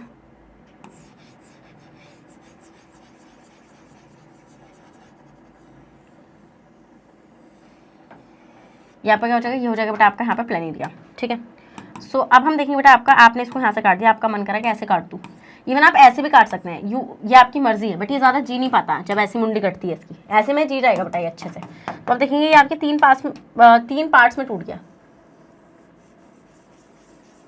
ठीक है। 3 पार्ट्स में अलग हो गया, मुंडी अलग, मिडिल पोर्शन अलग और आपकी टेल अलग। तो कुछ नहीं होगा बेटा, जो जो पार्ट गया है ना वहाँ पे क्या होगा, जो रीजनरेटिव सेल्स है बेटा वहाँ से वो ग्रो करना शुरू कर देंगे। यहाँ से इस तरीके से पहले मुंडी एंड टेल आएगी, फिर इसकी बेचारी की मुंडी आएगी और यहाँ से टेल आएगी। यहाँ से टेल गई है बेटा, मिडिल पोर्शन और मुंडी आएगी वापस, बस बात खत्म। लो इस तरीके से बेटा बन गया, दिस इज कॉल्ड रीजनरेशन। तो it is a sexual mode of reproduction बेटा, जिसमें क्या होता है जो ऑर्गेनिज्म होता है वो अपने बॉडी पार्ट से ही, अपने लॉस बॉडी पार्ट से ही पूरे ऑर्गेनिज्म को जन्म दे देता है। So process of regeneration, the process of getting back a full organism from a body part is called regeneration. तो रीजनरेशन क्या होता है बेटा, बेसिकली पूरे का पूरा ऑर्गेनिज्म को वापस से ले आना लॉस्ट बॉडी पार्ट से। द सिंपल एनिमल जैसे कि हाइड्रा और प्लानेरिया जो होते हैं बेटा रीजनरेशन को शो करते हैं। And regeneration of an organism from its cut body part occur by the process of growth and development. बेटा ये रिप्रोडक्शन से कैसे अलग होता है, क्योंकि रीजनरेशन में जो ऑर्गेनिज्म होता है बेटा वो ग्रोथ एंड डेवलपमेंट कर रहा है अपने कट बॉडी पार्ट की, ठीक है। ये इस तरीके से अलग होता है। देखो आप यहाँ पे बेटा, ये थी बेटा आपने गर्दन काट दी बेचारे की, आपने टेल काट दी, इस वाले का बेटा आपने वाला पोर्शन उड़ा दिया। तो बेसिकली जिसके आपने गर्दन काटी तो उसका नीचे का पोर्शन आ गया, जिसका आपने मिडिल पोर्शन, जिसके आपने टेल काटी थी बेटा उसका क्या आ गया, ऊपर का पूरा पोर्शन आ गया, जिसका आपने मिडिल काटा था। समझ गए या नहीं समझ गए? इसका आपने मिडिल काटा था ना यहाँ पे, तो भाई इसके ऊपर का पोर्शन आ गया और नीचे का पोर्शन आ गया। चलो देख लो बेटा कितना गलत हो रहा है इसके साथ, बताओ। चलो नेक्स्ट आते हैं what is placenta, state its function in human female. बेटा प्लेसेंटा क्या होता है और इसके फंक्शन बताइए आप ह्यूमन फीमेल के अंदर। आपको ये चीज पता है बेटा, जो प्लेसेंटा होता है वो एक स्पेशल टाइप का टिश्यू होता है जो किससे बनता है, मदर एंड एम्ब्रियो के कॉन्ट्रीब्यूशन से बनता है। यहाँ पे हम लोग देखते हैं बेटा कि यहाँ पे विलाई जो होती है वो एम्ब्रियो की साइड होती है और जो ब्लड स्पेसेस होते हैं वो मदर की साइड होती है। तो यहाँ से क्या होता है बेटा, मदर के ब्लड में जो भी न्यूट्रिशन होता है, सारी चीजें होती है बेटा वो बच्चों को मिलती हैं, है ना, थ्रू द प्लेसेंटा। समझ गए वाला पॉइंट इसमें। तो जो प्लेसेंटा है बेटा वो आपका वो न्यूट्रिशन देने का काम कर रहा है, वो वेस्ट को रिमूव करने का काम कर रहा है। समझ गए वाला पॉइंट आप लोग, इसमें ये चीज हम लोग समझ गए। तो आफ्टर फर्टिलाइजेशन बेटा, फर्टिलाइजेशन होने के बाद zygote is formed which develop into an embryo. Zygote आपका फॉर्म होता है बेटा जो अल्टीमेटली किस में डेवलप हो जाता है बेटा, एम्ब्रियो में डेवलप हो जाता है। The embryo get nutrition from the mother's blood. Embryo को जो न्यूट्रिशन मिलता है बेटा वो कहाँ से मिलता है, मदर्स ब्लड से मिलता है, with the help of a special tissue called placenta. किसकी हेल्प से बेटा, प्लेसेंटा की हेल्प से। This is a disc which is embedded in the uterine wall. बेटा ये डिस्क होती है जो कहाँ पर एम्बेडेड होती है, यूट्राइन वॉल में एम्बेडेड होती है। इट कंटेन विलाई, बेटा इसमें विलाई प्रेजेंट होती है क्योंकि विलाई से एब्जॉर्प्शन अच्छा होगा बेटा यहाँ पे। On the embryo side of the tissue, on the mother side are blood spaces. Mother side पे क्या होता है बेटा, आपके ब्लड स्पेसेस प्रेजेंट होते हैं विच सराउंड द विलाई, जो क्या कर रहे होते हैं बेटा, जो विलाई को सराउंड कर रहे होते हैं। This provide a large surface area for glucose. बेटा इससे क्या होता है, ये लार्ज सरफेस एरिया प्रोवाइड कराता है बेटा for glucose and oxygen to pass from the mother's to the embryo. इससे क्या होता है बेटा, माँ से बच्चे तक सारी चीजें इजीली पहुंच पाती हैं। In this way embryo get its nutrition. इसी तरीके से बेटा एम्ब्रियो को क्या मिलता है बेटा, न्यूट्रिशन मिलता है। The placenta help in removal of waste material. Placenta जो होता है बेटा वो किसमें हेल्प कर रहा होता है, वेस्ट मटेरियल को रिमूव करने में हेल्प कर रहा होता है, एंड कार्बन डाइऑक्साइड को फ्रॉम द फीटस बॉडी। ठीक है, it also provide the gases exchange hormone and nutrients to the body. बेटा जिस देखो मदर जो होती है वो प्रेगनेंसी के टाइम पे मेडिसिन वगैरह का इंटेक करती है, तो वो मेडिसिन जो होती है बेटा जो बच्चे की ग्रोथ के लिए होती है, जो भी चीज़ें होती है बेटा वो सारी की सारी चीज़ें बच्चे को मिलती कैसे बेटा, वो मिलती हैं बच्चे को through the placenta, with the help of placenta. Okay बेटा, आते हैं हमारा next question, question number 14। With the help of suitable example. बेटा सुटेबल एग्जाम्पल की हेल्प से आप बताइए कि कुछ ट्रेड जो होते हैं वो कभी भी नेक्स्ट जनरेशन में पास क्यों नहीं होते और इन ट्रेड्स को हम लोग क्या बोलते हैं। ठीक है, तो बेटा ये आपका इवोल्यूशन से है। इन ट्रेड्स को हम लोग बोलते हैं बेटा एक्वायर्ड ट्रेड, क्योंकि बेसिकली ये ट्रेड्स जो होते हैं, देखो ट्रेड्स वही पास होंगे जब छेड़खानी आपकी रिप्रोडक्टिव सेल्स के साथ होगी। मतलब कि अगर गैमीट में कोई चेंज आएगा तब वो ट्रेड आपके पास होते हैं नेक्स्ट जनरेशन में। बट अगर नॉन रिप्रोडक्टिव सेल्स में कोई चेंज आ रहा है बेटा तो वो आपके फर्दर पास नहीं होता है। जैसे मान लो एक बॉडी बिल्डर है, तो एक बॉडी बिल्डर ने बेटा अपनी बॉडी लाइफ टाइम में बनाई है। ठीक है, उसने मेहनत करी है, अपनी उस ऑर्गन का ज्यादा यूज किया, अपनी मसल का ज्यादा यूज किया उसने। ऐसा नहीं बॉडी बिल्डर का बच्चा ही बॉडी बिल्डर ही पैदा होगा, लो भैया बॉडी बिल्डर ही पैदा हुआ है, ऐसा थोड़ी होगा, नहीं होगा मैम। ठीक है, तो हम देखेंगे बेटा आपको यहाँ पे a trait of an organism. Trait जो होता है बेटा ऑर्गेनिज्म का which develop in response to the environment. ठीक है, तो एक ऐसा ट्रेट ऑर्गेनिज्म का जो डेवलप हुआ है एनवायरमेंट के रिस्पॉन्स में, brought in the non reproductive tissue, can not be passed on to the DNA of the germ cell. Such traits are called acquired trait. ऐसे traits क्या होते हैं बेटा, आपके acquired trait होते हैं। An individual cannot pass these traits to the progeny. ये traits एक organism अपनी progeny को pass नहीं कर सकता है, as these traits cannot be passed on to DNA of the germ cell. जब तक बेटा क्योंकि आपके ये DNA में कोई change नहीं है, germ cell के DNA में कोई change नहीं आया। मान लो मुझे पढ़ाना आता है, मैं टीचर हूँ, ठीक है, बेसिकली मेरा प्रोफेशन एडुकेटर। अब जरूरी नहीं है बेटा मेरे बच्चे भी एडुकेटर हो, नो जरूरी, क्योंकि भाई वो एक एक्वायर्ड ट्रेट है, ये मैंने अपनी लाइफ टाइम में मतलब इस चीज को अचीव किया है, ये प्रोफेशन मैंने खुद से। मान लो मैं क्या करूं, मैं बहुत ही मतलब कि मैं जिम जाना शुरू कर दूं एंड अल्टीमेटली मैं बहुत मतलब कि मेहनत करूं एंड वहां से मेरी मतलब कि जो भी हो, या एक बॉडी बिल्डर का एग्जांपल जो हम लोग लेते हैं, सो बेसिकली बेटा उसका बॉडी जो उसने बनाई वो एक्वायर्ड किया है उसने। ठीक है, वो ट्रेट वो अपने बच्चों में नहीं दे पाएगा।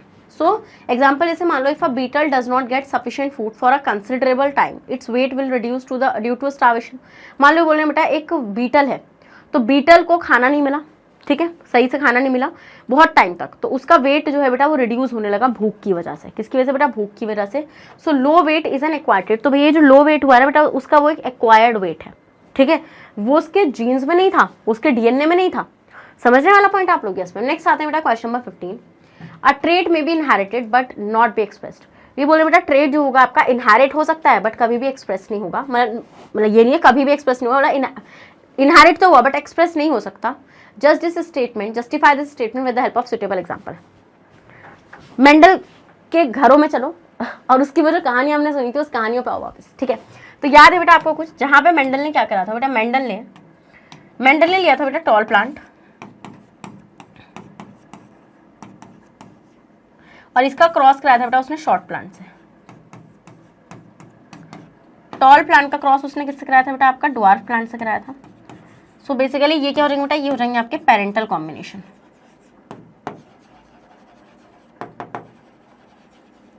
ये क्या हो जाएंगे बेटा, ये हो जाएंगे पेरेंटल कॉम्बिनेशन। अब यहाँ से बेटा बनेंगे आपके गैमीट्स। Yes ma'am.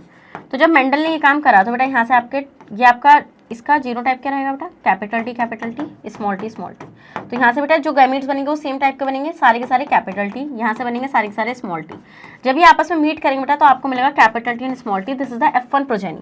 ये क्या है बेटा, ये है आपकी F1 प्रोजेनी। तो आप यहाँ पे क्या चीज़ ऑब्जर्व कर रहे हैं बेटा, आप यहाँ पे ये चीज़ ऑब्जर्व कर रहे हैं कि भाई ये जो आपकी F1 प्रोजेनी है इसमें आपके 100% क्या है बेटा, आपके यहाँ पे टॉल प्लांट है। Yes ma'am. तो आपने ये चीज़ ऑब्जर्व करी भाई 100% यहाँ पे आपके टॉल प्लांट थे। अब उसने क्या किया, उसने ये देखा कि भाई दो पेरेंट्स उसने दो लिए, टॉल एंड डॉर्फ, बट फिर भी आपके सारे जो बच्चे हुए F1 जनरेशन में वो टॉल थे। ठीक है, वो सारे के सारे क्या थे बेटा, वो टॉल थे। अभी भी उसको चैन नहीं आया, उसने कहा कोई दिक्कत नहीं है, मैं F1 का क्रॉस F1 से ही करा दूंगा। मतलब इसकी शर्म देख रहे हो, चलो कोई दिक्कत नहीं है। फिर ये F2 जनरेशन हो गया आपके यहाँ पे, तो which is capital T small T, सारे के सारे कैपिटल टी स्मॉल टी का क्रॉस इसने कैपिटल टी स्मॉल टी से कराया। अब यहाँ पे जो बेटा गैमीट्स बनेंगे तो यहाँ पे बेटा जो F2 के लिए पेरेंटल कॉम्बिनेशन होगा वो F1 ही होंगे। ठीक है, तो ये क्या हो जाएंगे बेटा, ये हो जाएंगे पेरेंटल कॉम्बिनेशन।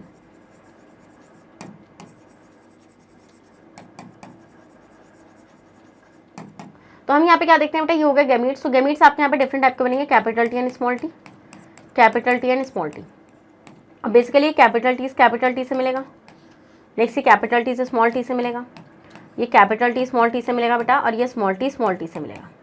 समझ गए वाला पॉइंट आप लोग? यस मैम, ये चीज़ हम लोग समझ गए। तो बेसिकली आपने यहाँ पे क्या देखा बेटा, आपको 3 तो टॉल मिलेंगे और एक आपको ड्वार्फ मिला। इसका मतलब ये जो ड्वार्फनेस वाला कैरेक्टर था बेटा F1 प्रोजेनी में तो मिला नहीं, बट F2 प्रोजेनी में मिल गया। तो यहाँ से मेंडल ने बोला कि भाई ट्रेड्स जो है आपके इनहेरिट हो गए, बट वो एक्सप्रेस हो भी सकते हैं, नहीं भी हो सकते। जैसे आपने देखा बेटा यहाँ पे, तो यहाँ से मेंडल ने एक और चीज कंक्लूड करी थी कि ऐसा ट्रेट होता है बेटा आपका रेसेसिव ट्रेट, जो किसी और ट्रेट के इन्फ्लुएंस में अपने आप को एक्सप्रेस नहीं कर पाता, जैसे कि डोमिनेंट ट्रेट के इन्फ्लुएंस में। ठीक है, तो यहीं से मेंडल ने कंक्लूड किया था कि जो आपका ड्वार्फनेस है, जो आपका ड्वार्फनेस वाला ट्रेट है बेटा, ये क्या है, ये आपका एक रेसेसिव ट्रेट है। क्या है बेटू, ये आपका एक रेसेसिव ट्रेट है। डन, चलो screenshot low.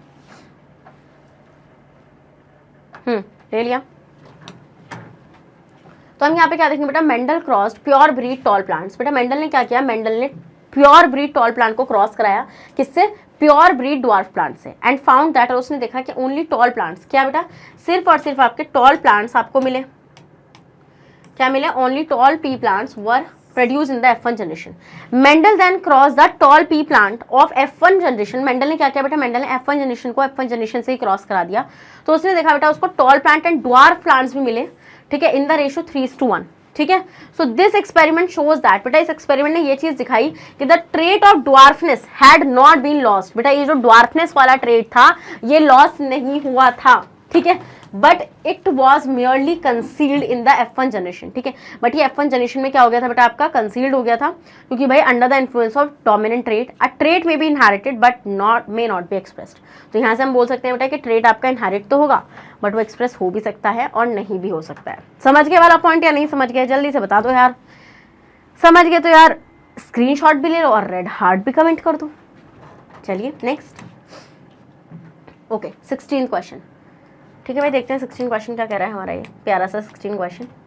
Uh student want to project the image of a candle flame on a screen. ठीक है, एक स्टूडेंट जो है बेटा वो कैंडल फ्लेम को एक स्क्रीन पर इमेज उसकी बनाना चाहता है 16 centimetre in front of a mirror, by keeping the flame at a distance of 15 centimetre from its pole. ठीक है भाई, उसने पोल से ऑब्जेक्ट को, मतलब फ्लेम को कितने डिस्टेंस पर रखा है, 15 सेंटीमीटर पर रखा हुआ है, और उसकी जो इमेज है, student want to project the image of a candle flame on a screen 60 centimetre in front of a mirror. ठीक है भाई, तो ये बोल रहे हैं write the type of mirror he should use, जो उसे यूज करना चाहिए। Find the linear magnification of the image produce, what is the distance between the object and its image, draw ray diagram to show the image formation this case. तो आपको पता है बेटा यहाँ पर आप देखेंगे पहला वाला, तो भैया ये होगा आपका कॉनकेव मिरर। ठीक है, कौन सा मिरर होगा, कॉनकेव मिरर, क्योंकि कॉन्वेक्स मिरर में तो भैया उसको मिल गई इमेज। हाँ देखो ना यहाँ पे, तो ये तो हो नहीं सकता। देखो यहाँ पे बोला है ना, स्टूडेंट जो है वो प्रोजेक्ट करना चाहता है इमेज को कैंडल फ्लेम की स्क्रीन पर 16 centimetre in front of a mirror, जो मिरर से 16 सेंटीमीटर पर है, by keeping a flame distance eight a distance of 15 centimetre. ठीक है, yes ma'am. Next, find the linear magnification of the image. तो linear magnification हम लोग कैसे निकालते हैं बेटा, -v/u, क्योंकि आपका मिरर है। ठीक है, ऑब्जेक्ट डिस्टेंस कितनी है, -15 सेंटीमीटर। देखो ना फ्लेम की डिस्टेंस ही तो है, तो फ्लेम u आपका कितना हो जाएगा बेटा, u आपका हो जाएगा -15 सेंटीमीटर। बेटा v आपका कितना है, v है आपका 60 सेंटीमीटर। वी कितना बेटा, वी आपका 60 सेंटीमीटर है और ये भी आपका माइनस का होगा क्योंकि इमेज आपकी कॉनकेव मिरर में इधर साइड ही बनती है। तो बेसिकली आप मैग्नीफिकेशन निकालेंगे, मैग्नीफिकेशन का फॉर्मूला होता है minus v upon u. Done, yes ma'am. तो इट इज बेसिकली आपका यहाँ पे क्या हो जाएगा, v is negative for real image, real image मिलेगी ना आपको यहाँ पे, तो विच इज 16 अपॉन 15, ठीक है। तो 15 4 सा 60, तो आंसर आएगा आपका -4।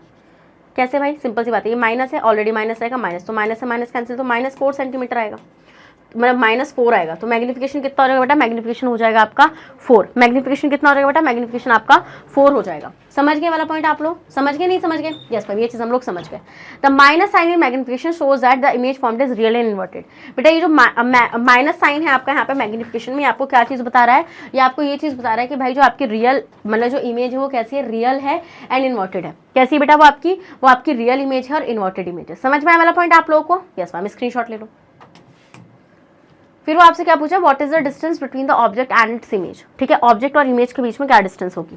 तो आपको पता है बेटा distance between object and its image, तो इमेज आपकी कितने पर थी, इमेज आपकी बनी 16 सेंटीमीटर पर, 60 सेंटीमीटर पर इमेज आपकी बनी, ठीक है, और आपकी जो ऑब्जेक्ट की डिस्टेंस थी वो 15 सेंटीमीटर पर थी। तो बेसिकली आपका जो डिस्टेंस आया बेसिकली वो 60 माइनस 15 करेंगे हम लोग यहाँ पे, तो 60 माइनस 15 हो जाएगा बेटा, it will be equals to 45 centimetre. क्या हो जाएगा बेटा, ये आपका 45 सेंटीमीटर हो जाएगा। तो ये डिस्टेंस हो जाएगी ऑब्जेक्ट और इमेज के बीच में। समझ में आया वाला पॉइंट आप लोगों को, यस मैम, ये चीज हमें समझ में आई। नेक्स्ट आते हैं, draw the ray diagram to show the image formation in this case. तो आप यहाँ पे देख रहे हैं बेटा, यहाँ पे जो आपकी इमेज बन रही है वो किधर साइड बन रही है बेटा, इमेज आपकी बन रही है इधर साइड ही बन रही है बेटा आपकी इमेज, ठीक है, बट 45 सेंटीमीटर का डिफरेंस आ रहा है उसके बीच में। समझ गए वाला पॉइंट आप लोग, यस मैम। सो रे डायग्राम को बेटा अगर हम लोग यहाँ पे देखेंगे तो आप यहाँ पे क्या देखेंगे बेटा, आपका ये आपका कॉनकेव मिरर है, यस मैम, ठीक है। जो आपका ऑब्जेक्ट है बेटा वो पोल एंड फोकस के पीछे रखा हुआ है। कहाँ रखा हुआ है बेटा, ऑब्जेक्ट जो है बेटा वो पोल एंड फोकस के पीछे रखा हुआ है आपका यहाँ पे, विच इज एट 15 सेंटीमीटर, ठीक है। तो अब आपको पता है बेटा यहाँ पर, ठीक है, आप जब मेजर करके बनाएंगे आप बिल्कुल अच्छा बनाएंगे मेरे से, आई नो, ठीक है। यहाँ पर रखा हुआ है बेटा centre of curvature and focus के बीच में, यहाँ से रेस पैरेलल जाएंगी तो ये कन्वर्जिंग मिरर होता है, तो ये फोकस से पास करेंगी। मान लो दूसरी आपकी कहाँ से जा रही है बेटा, दूसरी आपकी पोल से जा रही है, तो इट विल, भाई यार यहाँ पे कैसे मीट करवा रुको, तो ये आपकी, ठीक है, ये पोल से जाएगी बेटा, तो ये आपकी मिलेगी यहाँ पे सेंटर ऑफ कर्वेचर के पीछे। तो आप देखेंगे बेटा इमेज होगी बेटा नीचे आएगी आपकी, कहाँ पर आएगी आपकी इमेज नीचे होगी, उल्टी मतलब कि उल्टी बनेगी, रियल होगी एंड इन्वर्टेड होगी। रियल क्यों है बेटा, क्योंकि यहाँ पे सच में आपकी रिफ्लेक्टिंग रेज मीट कर रही हैं। क्या रियल क्यों होंगी बेटा, रियल इसलिए होंगी क्योंकि यहाँ पे सच में आपकी रिफ्लेक्टिंग रेज मीट कर रही हैं। समझ गए इतना पॉइंट आप लोग, यस मैम, ये चीज हमें समझ में आ गई, ठीक है। और मैग्नीफाइड होगी बेटा, बड़ी इमेज बनेगी और 2f के पीछे बनेगी, मतलब कि सेंटर ऑफ कर्वेचर के पीछे बनेगी। ओके, तो मजेदार क्वेश्चन था, मुझे मजा आया पढ़ा के। Draw ray diagram to show the path of a reflected ray. Ray diagram बेटा आपको बनाना है जिससे कि आप रिफ्लेक्टेड रे का पाथ दिखा सकें। In each of the following cases a ray of light incident on a concave lens passing through it's optical centre. देखो सिंपल सी बात है, आप इमेज देख रहे होंगे यहाँ पर लगी हुई, आपके पास एक कॉनकेव मिरर है, ये है इसका ऑप्टिकल सेंटर। बेटा अगर ऑप्टिकल सेंटर से कोई इंसिडेंट रे आके टकराएगी तो एज इट इज निकल जाएगी विदाउट एनी डिफ्लेक्शन। ये सबसे सिंपल कहना है। ये पता है ये क्वेश्चन कहाँ से आया है, जब मैंने रूल्स आपको पढ़ाए थे, rules for obtaining a image, याद आ रहा है, यस मैम। नेक्स्ट आते हैं parallel to the principal axis. Principal axis के पैरेलल बेटा जाएगी, तो रुक जाओ देखते हैं, ठीक है। तो पहला वाला आप लोग देखेंगे बेटा passing through the optical centre. तो बेटा a ray of a light passing through optical centre of a concave lens, a incident ray passing through optical centre of a concave goes straight after reflection. बेटा ऐसे ही निकल जाएगी ये, done, yes ma'am, ऐसे ही आपकी निकल जाएगी। Next parallel to the principal axis, ठीक है। प्रिंसिपल एक्सिस के पैरेलल, तो आपको पता है बेटा जो पैरेलल होगी light ray parallel to the principal axis, it will pass through the focus. देखो आपको पता है बेटा ये हो जाएगा आपका कॉनकेव मिरर, क्या हो जाएगा बेटा ये आपका हो जाएगा concave mirror. So basically this is the optical centre here and आपकी बेटा ये रे थी, ये पैरेलल आई, देखो बोला है ना यहाँ से parallel to its principal axis. Principal axis ये है आपकी x to x dash. So basically यहाँ पे आप क्या देखेंगे बेटा, ये पैरेलल आई, तो आपको पता है बेटा ये मिरर आपका कैसा होता है, मतलब ये जो आपका लेंस होता है ये आपका डाइवर्जिंग लेंस होता है। तो यहाँ पर बेटा आपका फोकस है, यहाँ पर ट्वाइस ऑफ फोकस है, यहाँ पर आपका f डैश है, यहाँ पे आपका 2f डैश है। तो हुआ क्या बेटा, यहाँ से ये ऐसे फोकस से पास करेगी। कहाँ से पास करेगी बेटा, ये आपकी फोकस से पास करेगी। समझ गए, यस मैम, समझ गए। देखो ना आप यहाँ पे, डन, यस मैम। नेक्स्ट आएंगे बेटा डायरेक्टेड टूवर्ड्स प्रिंसिपल फोकस, ठीक है, किस पर आ रही है, टूवर्ड्स आ रही है, तो ray of a light directed towards the principal focus. तो ऑब्वियसली बात है बेटा टूवर्ड्स द प्रिंसिपल फोकस आ रही है बेटा वो आपकी। ओके, नेक्स्ट आते हैं बेटा आपका किस पे, 18 क्वेश्चन, ठीक है। सो अब हम लोग आते हैं बेटा 18 question. A narrow beam PQ of a white light is passing through a glass prism, ठीक है। एक नैरो बीम है बेटा PQ ऑफ व्हाइट लाइट, ठीक है, passing through a glass prism. PQ है बेटा व्हाइट लाइट जो आपकी ग्लास प्रिज्म से पास करिए ABC as shown in the diagram. इस डायग्राम में आप देख रहे हैं, trace it on your answer sheet, अपनी आंसर शीट में ट्रेस करिए बेटा and show the path of emergent beam as observe on the screen.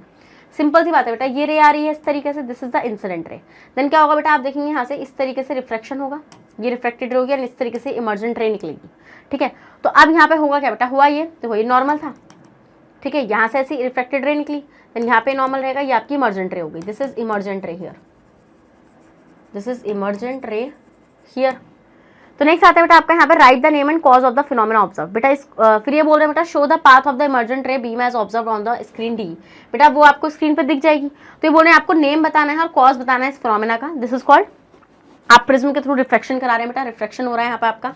Where is the nature of this phenomena observe, based on this observation state the conclusion which can be drawn about the constant white light. तो आप देखेंगे बेटा right the name, तो आपको पता है ये क्या हो जाएगा, व्हाइट लाइट की स्प्लिटिंग हो जाएगी into 7 colours on passing through a glass prism is called the dispersion of white light. ठीक है, तो यहाँ पे आप बेटा व्हाइट लाइट करा रहे हैं और ये रिफ्लेक्ट हो रही है बेटा थ्रू अ ग्लास प्रिज्म, तो यहाँ पे डिस्पर्स हो रही है बेटा, डिस्पर्जन हो रहा है, ये आपकी 7 कलर्स में आपकी क्या हो जाएगी, टूट जाएगी। The dispersion of white light occur because colour of white light travel at a different speed through a prism. क्योंकि ऐसा क्यों होगा बेटा, ऐसा इसलिए होगा, व्हाइट लाइट का डिस्पर्जन इसलिए होता है क्योंकि जो कलर है बेटा व्हाइट लाइट के वो डिफरेंट स्पीड पर ट्रैवल करते हैं, तो it will split into 7 different colours. Done, yes ma'am. Next, where else in nature in this phenomena observe. बेटा रेनबो में ऑब्जर्व होता है, formation of rainbow is an example of dispersion of white light. उसमें क्या होता है बेटा, ये आपकी रेन ड्रॉप है, yes ma'am, this is the rain drop, ये आपकी रेन ड्रॉपलेट हो जाएगी बेटा, यहाँ पर ये आपकी व्हाइट लाइट आई, देन अल्टीमेटली क्या होगा बेटा, it will split into 7 different colours. ठीक है, देन क्या होगा बेटा आपका यहाँ पे टोटल इंटरनल रिफ्लेक्शन होगा एंड अल्टीमेटली द आपको रेनबो बनता हुआ नजर आएगा। Done, yes ma'am. चलिए नेक्स्ट आते हैं बेटा आपका यहाँ पे third, based on this observation state the conclusion which can be drawn about the constituent of white light. ठीक है, तो बेटा आपको पता है यहाँ पे the formation of spectrum 7 colours, white light constituent, constituent का मतलब होता है बेटा व्हाइट लाइट बनी हुई किसकी है, तो व्हाइट लाइट हम लोग देखेंगे बेटा आपके यहाँ पे कि व्हाइट लाइट जो होती है बेटा वो आपकी 7 डिफरेंट कलर्स की बनी हुई होती है।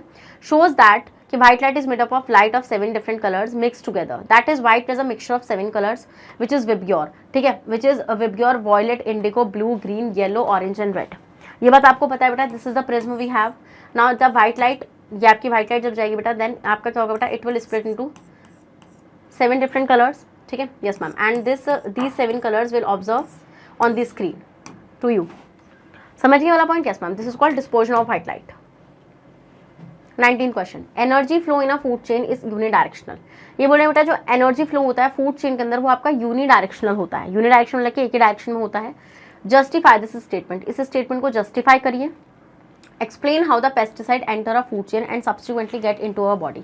किस तरह से बेटा जो आपका पेस्टिसाइड होता है बेटा वो फूड चेन के अंदर एंटर करता है और सब्सिक्वेंटली हमारी बॉडी के अंदर आता है। तो आपको पता है बेटा एनर्जी फ्लो जो होता है फूड चेन में यूनि डायरेक्शनल क्यों होता है। मान लीजिए बेटा आपके पास है लॉयन, विच इज नहीं लॉयन कह रही हूँ सॉरी, आपके पास है बेटा ग्रास।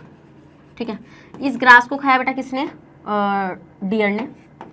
देन इस डियर को किसने खाया बेटा, इस डियर को खाया टाइगर ने। तो दिस इज बेसिकली ये हो जाएगा आपका T1 level, this is T2 level and this is T3 level.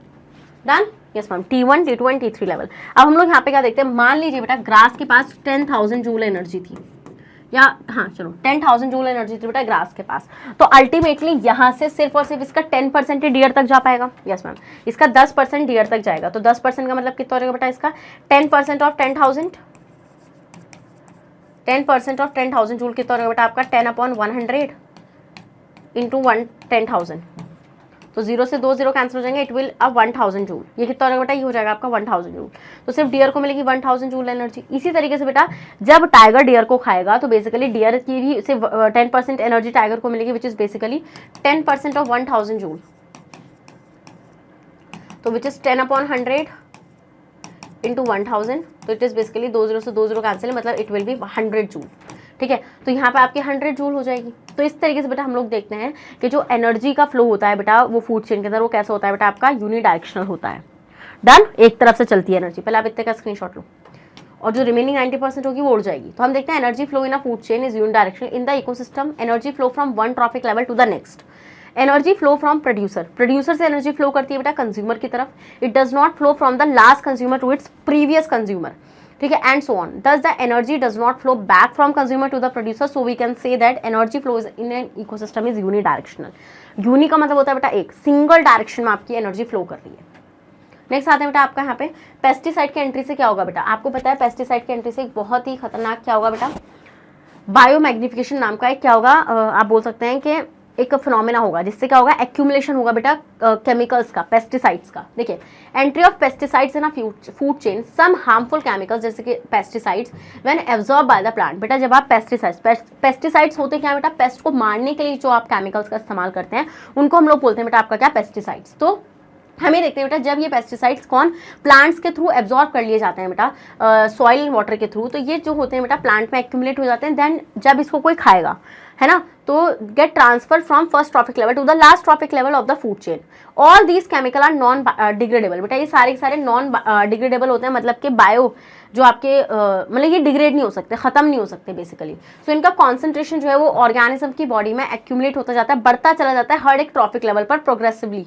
Their increase in the concentration of harmful chemicals in the body of a living organism at each trophic level of a food chain is called biological magnification। इसी को हम लोग क्या बोलते हैं बेटा, इसी को हम लोग बोलते हैं बायोलॉजिकल मैग्निफिकेशन। भाई एक पर्टिकुलर हर ट्रॉपिक लेवल पर इसका एक्यूमुलेशन होता चले जाना, और आपको पता है टॉप कार्निवोर जो है बेटा उसके अंदर ही सबसे ज्यादा एक्यूमुलेट हो जाएगा, जैसे कि ह्यूमंस के अंदर सबसे ज्यादा कॉन्सेंट्रेशन बेटा इस केमिकल की आपको मिलेगी, क्योंकि भाई वो टॉप पर है। So the level of concentration of chemical is maximum for human being as they are the highest trophic level। समझ के वाला पॉइंट आप लोग, यस मैम। तो इसी वजह से बेटा पेस्टिसाइड्स अगर आप यूज कर रहे हैं तो आप अपने लिए ही कबर खोद रहे हैं फिर। चलिए next 28th question, elements forming ionic compounds attain Nobel gas configuration. ये बोले बेटा जो एलिमेंट्स होते हैं जो आयोनिक कंपाउंड्स का फॉर्मेशन करते हैं उनको नोबल गैस कॉन्फिगरेशन मिल रही है by either gaining or losing electrons from their outermost shell. Give reasons to explain why carbon cannot attain noble gas configuration in this manner। आपको एक्सप्लेन करना है बेटा क्यों कार्बन नोबल गैस कॉन्फ़िगरेशन को attain नहीं कर सकता है इस तरीके से कि इलेक्ट्रॉन को गेन करे या फिर लूज करे। Name the type of bonds formed in ionic compounds. बेटा किस तरीके के बॉन्ड्स होते हैं आयोनिक कंपाउंड्स में बनते हैं, and in the ionic compound form by carbon and in the compound formed by carbon। Also give reason why carbon compounds are generally poor conductor of electricity। First of all student मैं आपको बता देती हूँ ionic compounds में जो bonds होते हैं वो होते हैं बेटा आपका आयोनिक बॉन्ड। आयोनिक बॉन्ड्स का फॉर्मेशन कैसे होता है बेटा, जब इलेक्ट्रॉन को क्या होता है गेन और लूज किया जाता है ना। यस मैम, यहाँ पर जो आपका जो मेटल होता है बेटा वो इलेक्ट्रॉन को डोनेट कर देता है, और आपका जो नॉन मेटल होता है बेटा वो इलेक्ट्रॉन को एक्सेप्ट कर लेता है। क्या कर लेता है, इलेक्ट्रॉन को वो आपका एक्सेप्ट कर लेता है। यस मैम, कार्बन ऐसा काम क्यों नहीं कर सकता बेटा, क्योंकि अगर हम लोग कार्बन को देखेंगे तो कार्बन का एटॉमिक नंबर कितना होता है बेटा 6, तो इसकी इलेक्ट्रॉनिक कॉन्फिगरेशन कितनी हो जाएगी बेटा, इसकी इलेक्ट्रॉनिक कॉन्फिगरेशन हो जाएगी आपकी 2,4। कितनी हो जाएगी बेटा 2,4 हो जाएगी। तो अल्टीमेटली इसके आउटर मोस्ट शेल में कितने इलेक्ट्रॉन है बेटा, 4 इलेक्ट्रॉन है। तो हम ये देखेंगे बेटा ड्यू टू एनर्जी कंसिडरेशंस बेटा ये इन 4 इलेक्ट्रॉन मतलब किसी और 4 इलेक्ट्रॉन को एक्सेप्ट भी नहीं कर सकता बेटा। और हम यहाँ पे क्या देखते हैं बेटा कि साइज छोटा होता है कार्बन का, जिसकी वजह से न्यूक्लियस का इन्फ्लुएंस इन इलेक्ट्रॉन्स पर काफी होता है, जिसकी वजह से न्यूक्लियस का अट्रैक्शन होने की वजह से ये अपने इन 4 इलेक्ट्रॉन को लूज भी नहीं कर सकता है। इसी वजह से बेटा हम लोग देखते हैं कि कार्बन कभी भी आयोनिक बॉन्ड का फॉर्मेशन नहीं कर सकता।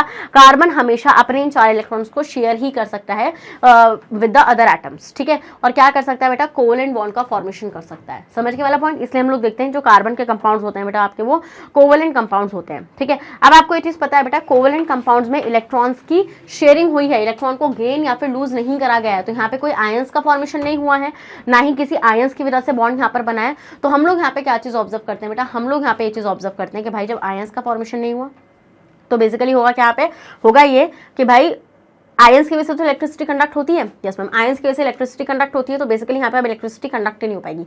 इसलिए जो आपके कार्बन के कंपाउंड्स होते हैं बेटा वो बैड कंडक्टर्स होते हैं इलेक्ट्रिसिटी के। समझ में आया वाला पॉइंट आप लोगों को। Yes ma'am. तो carbon mainly form covalent bonds because carbon atom have 4 electrons in the outermost shell, so it needs to gain or lose electron to attain a noble gas configuration. तो या तो इसको gain या फिर loose करने पड़ेंगे, तो it could not possible for carbon. तो it could gain 4 electron forming C4 anion, ठीक है, but it would be difficult for the nucleus with 6 proton to hold on to 10 electrons, ठीक है। अब क्या होगा बेटा, अब ये बहुत डिफिकल्ट हो जाएगा न्यूक्लियस के लिए कि भैया 6 प्रोटॉन के साथ वो 10 इलेक्ट्रॉन को होल्ड कर सके। Next it could lose 4 electron, या फिर वो 4 इलेक्ट्रॉन को लूज कर दे and form a C4 positive cation, but if it would required a large amount of energy to remove 4 electrons from it outermost shell, क्योंकि भैया बहुत तगड़ा न्यूक्लियस का अट्रैक्शन है, विच इज नॉट पॉसिबल कि इसको इतनी एनर्जी मिल पाए। बिकॉज ऑफ दीज रीजन, इन रीजन की वजह से बेटा carbon share its valence electron to complete its octet.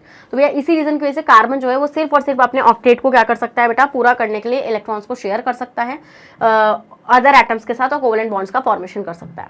Carbon compounds होते हैं बेटा वो जनरली पुअर कंडक्टर्स के होते हैं इलेक्ट्रिसिटी के, क्योंकि बेटा ये आपके कोवेलेंट होते हैं नेचर में। And carbon atom has a 4 valence electron. बेटा जो कार्बन एटम होता है उसके पास 4 वैलेंस इलेक्ट्रॉन होते हैं आपके, and all the 4 valence electron of carbon are used up in sharing with either carbon or other atoms. और बेटा ये जो आपके चारों के चारों कार्बन एटम्स होते हैं बेटा, मतलब चारों के चारों जो इलेक्ट्रॉन्स होते हैं बेटा, ये सब क्या करने में लगे होते हैं बेटा, ये बॉन्ड्स बनाने में आपके लगे हुए होते हैं अल्टीमेटली, ठीक है। और हम देखते हैं बेटा कि यहाँ पे कोई फ्री इलेक्ट्रॉन्स आपका प्रेजेंट नहीं होता है। क्या बेटा, फ्री इलेक्ट्रॉन्स आपका यहाँ पे कोई प्रेजेंट नहीं होता है, इस वजह से बेटा ये इलेक्ट्रिसिटी को कंडक्ट नहीं करते हैं। समझ में आया पॉइंट आप लोग को? Yes ma'am. नेक्स्ट आते हैं बेटा हम लोग 21st क्वेश्चन को देखेंगे बेटा हम लोग यहाँ पे। Draw a sectional view of human female reproductive system. आपको क्या बनाना है, ह्यूमन फीमेल रिप्रोडक्टिव सिस्टम को बनाना है एंड उनके पार्ट को लेबल करना है, ठीक है। तो बेटा अब हम लोग यहाँ पे क्या देखेंगे, हम लोग देखेंगे फीमेल रिप्रोडक्टिव सिस्टम को, ठीक है, और क्या करेंगे बेटा, उनके पार्ट्स को लेबल करेंगे। बेटा ये बनाते हैं इसका डायग्राम और देखते हैं, चलिए। तो बेटा this is the diagram of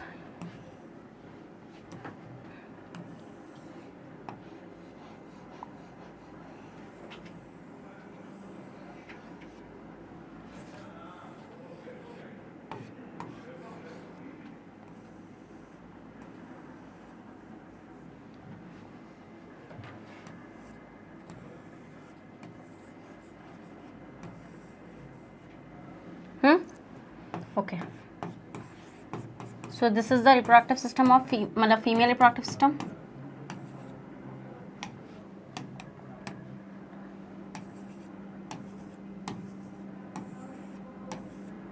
चलिए, सो ये बोल रहा है एग डेवलप्स, ठीक है, जहां पर आपका एग डेवलप होता है बेटा, तो एग कहां पर डेवलप होता है बेटा, ओवरी में। Next fertilisation takes place. बेटा फर्टिलाइजेशन कहां पर होती है बेटा, आपकी इसमें फैलोपियन ट्यूब में होती है। यहाँ पे ओवरी, यहाँ पर फैलोपियन ट्यूब, फैलोपियन तो ये हो जाएगा बेटा, ये हो जाएगा आपका Fallopian tube. Next fertilised egg get implanted, ठीक है, तो ये होता है बेटा आपका किसमें, एंडोमेट्रियम में, विच इज बेसिकली आप यूट्रस लिख दो, ठीक है, तो यहाँ पर हो जाएगा, या फिर एंडोमेट्रियम में लिखो, endometrium of uterus.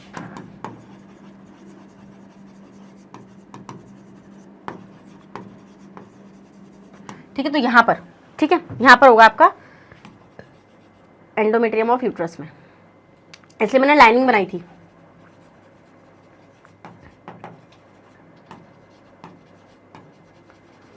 Okay, take a screenshot of this.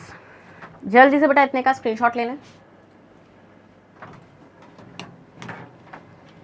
तो हम देखेंगे बेटा आपके पार्ट्स पर egg develop ovary, fertilisation takes place Fallopian tube and fertilise get implanted in uterus. Okay, and आपने डायग्राम तो देख लिया था। Describe in brief the changes in uterus undergo to receive zygote, ठीक है, आपको चेंजेस बताने हैं बेटा यूट्रस के अंदर जो होते हैं जब वो जायगॉट को रिसीव करती है और जब जायगॉट आपका फॉर्म नहीं होता है। तो हम देखते हैं बेटा जो इनर लाइनिंग होगी यूट्रस की, the inner lining of uterus become thick and soft with lot of blood vessels, ठीक है। जब वो जायगॉट को रिसीव करेगी बेटा, ये जो इनर लाइनिंग होती है ना, यहाँ पे ये जो इनर लाइनिंग होती है बेटा, ये काफ़ी क्या हो जाती है बेटा, थिक हो जाती है, सॉफ्ट हो जाती है, और बहुत सारी ब्लड वेसल्स यहाँ पे, ब्लड कैपिलरीज है ना, मतलब यहाँ पे हो जाती है, तैयार हो जाती है, मतलब ये पूरी की पूरी, ठीक है, किससे, एग रिलीज होने से पहले। The uterus has to keep this zygote for further development. अब क्या होगा बेटा, यहाँ से एग निकलेगा, तो अल्टीमेटली इस एग को कौन फर्टिलाइज करेगा, स्पर्म, एंड स्पर्म आके जैसे इसको फर्टिलाइज करेगा तो ये बन जाएगा जायगॉट। देन ये जो आपका जायगॉट है बेटा, ये कहाँ पर आकर इम्प्लांट होगा, इस यूट्रस की लाइनिंग में आकर इम्प्लांट होगा। कहाँ कर इम्प्लांट होगा आपका ये, and supply it with food, oxygen etcetera. और भाई इस जायगॉट को बेटा क्या सप्लाई, मतलब फूड, ऑक्सीजन, इन सबकी सप्लाई कौन देगा बेटा आपके यहाँ पे, ये एंडोमेट्रियम इसको पूरा पालेगा पोसेगा। चलिए next, if zygote is not form, बेटा अगर जायगॉट नहीं फॉर्म होगा, तो अगर बेटा जायगॉट नहीं फॉर्म होगा तो हम यहाँ पे क्या देखते हैं बेटा, इफ नो फर्टिलाइजेशन अगर फर्टिलाइजेशन नहीं होगी, then the thick uterus lining breaks down. तो बेटा ये जो लाइनिंग है ना, देखो क्या होगा यहाँ पे, एग की जो लाइफ होती है वो 24 आवर्स की होती है, तो बेसिकली 24 आवर तक अगर स्पर्म ने इसको फर्टिलाइज कर दिया तो भैया बात ठीक है, नहीं करा तो यहाँ पे होगा क्या बेटा, यहाँ पर होगा ये कि आपकी अल्टीमेटली जो यूट्रस की लाइनिंग है ब्रेक डाउन हो जाएगी, ठीक है, yes ma'am, and it comes out in the form of blood vessels and mucus and a lot of things, ठीक है। so the thick uterus lining breaks down along with its blood vessels in the form of vaginal bleeding called menstrual flow, ठीक है। तो vagina से क्या आने लगेगा बेटा, आपका ब्लड आने लगेगा, इसी को हम लोग बोलते हैं बेटा menstrual flow, and this is called menstruation। क्या बोलते हैं बेटा हम इसको बोलते हैं menstruation। समझ गए वाला पॉइंट? ओके, नेक्स्ट आते हैं question number 22। Name the part labelled as ABC। ABCD ये जो लेबल्ड है बेटा, आपको इस डायग्राम में पार्ट को लेबल करना है। चलो आई करते हैं, आइए बेटा लेबल करते हैं हम लोग यहाँ पे, तो which is A B C D। आइए करते हैं बेटा। सो आप देख रहे हैं बेटा यहाँ पे आपका ए क्या है, ए है आपका पॉलन ट्यूब, वो पॉलन ग्रेन, सॉरी ट्यूब बोल दिया, this is pollen grain, this is pollen grain. B क्या है बेटा, बी है आपकी pollen tube, yes ma'am B है हमारी पॉलन ट्यूब। बेटा आप अगर देखेंगे बेटा सी, सी है आपकी ओवरी, डी, डी है आपका क्या बेटा ओव्यूल। यार देखो ये इतना ब्लर हो रहा है ना, मुझे ये लग रहा है कि एरो अंदर है या बाहर है, तो या तो ये आपका ओव्यूल है या फिर ये आपका एम्ब्रियो है। रुक जाओ लेट मी चेक, ओव्यूल है, चलो सही है ओव्यूल है, ठीक है। तो बेटा ए क्या हो जाएगा, ए आपका पॉलन ग्रेन हो जाएगा, बी आपका पॉलन ट्यूब हो जाएगा, सी आपका ओवरी हो जाएगा एंड डी आपका ओव्यूल हो जाएगा। इजी पीजी लेमन स्क्वीजी, बिल्कुल मैम। चलिए what is pollination stated significance, pollination क्या होता है, इसकी सिग्निफिकेंस बताइए, इसकी महत्वता बताइए कि अगर पॉलिनेशन नहीं होगा तो क्या होगा। आइए देखते हैं, ठीक है। तो सबसे पहले मैं अपना खूबसूरत सा फ्लावर बनाऊंगी, क्योंकि आपको पता है आई एम वेरी, तो ये हो जाएगा बेटा क्या, thalamus, it is also called रिसेप्टिकल, है ना, yes. So this is the flower, अरे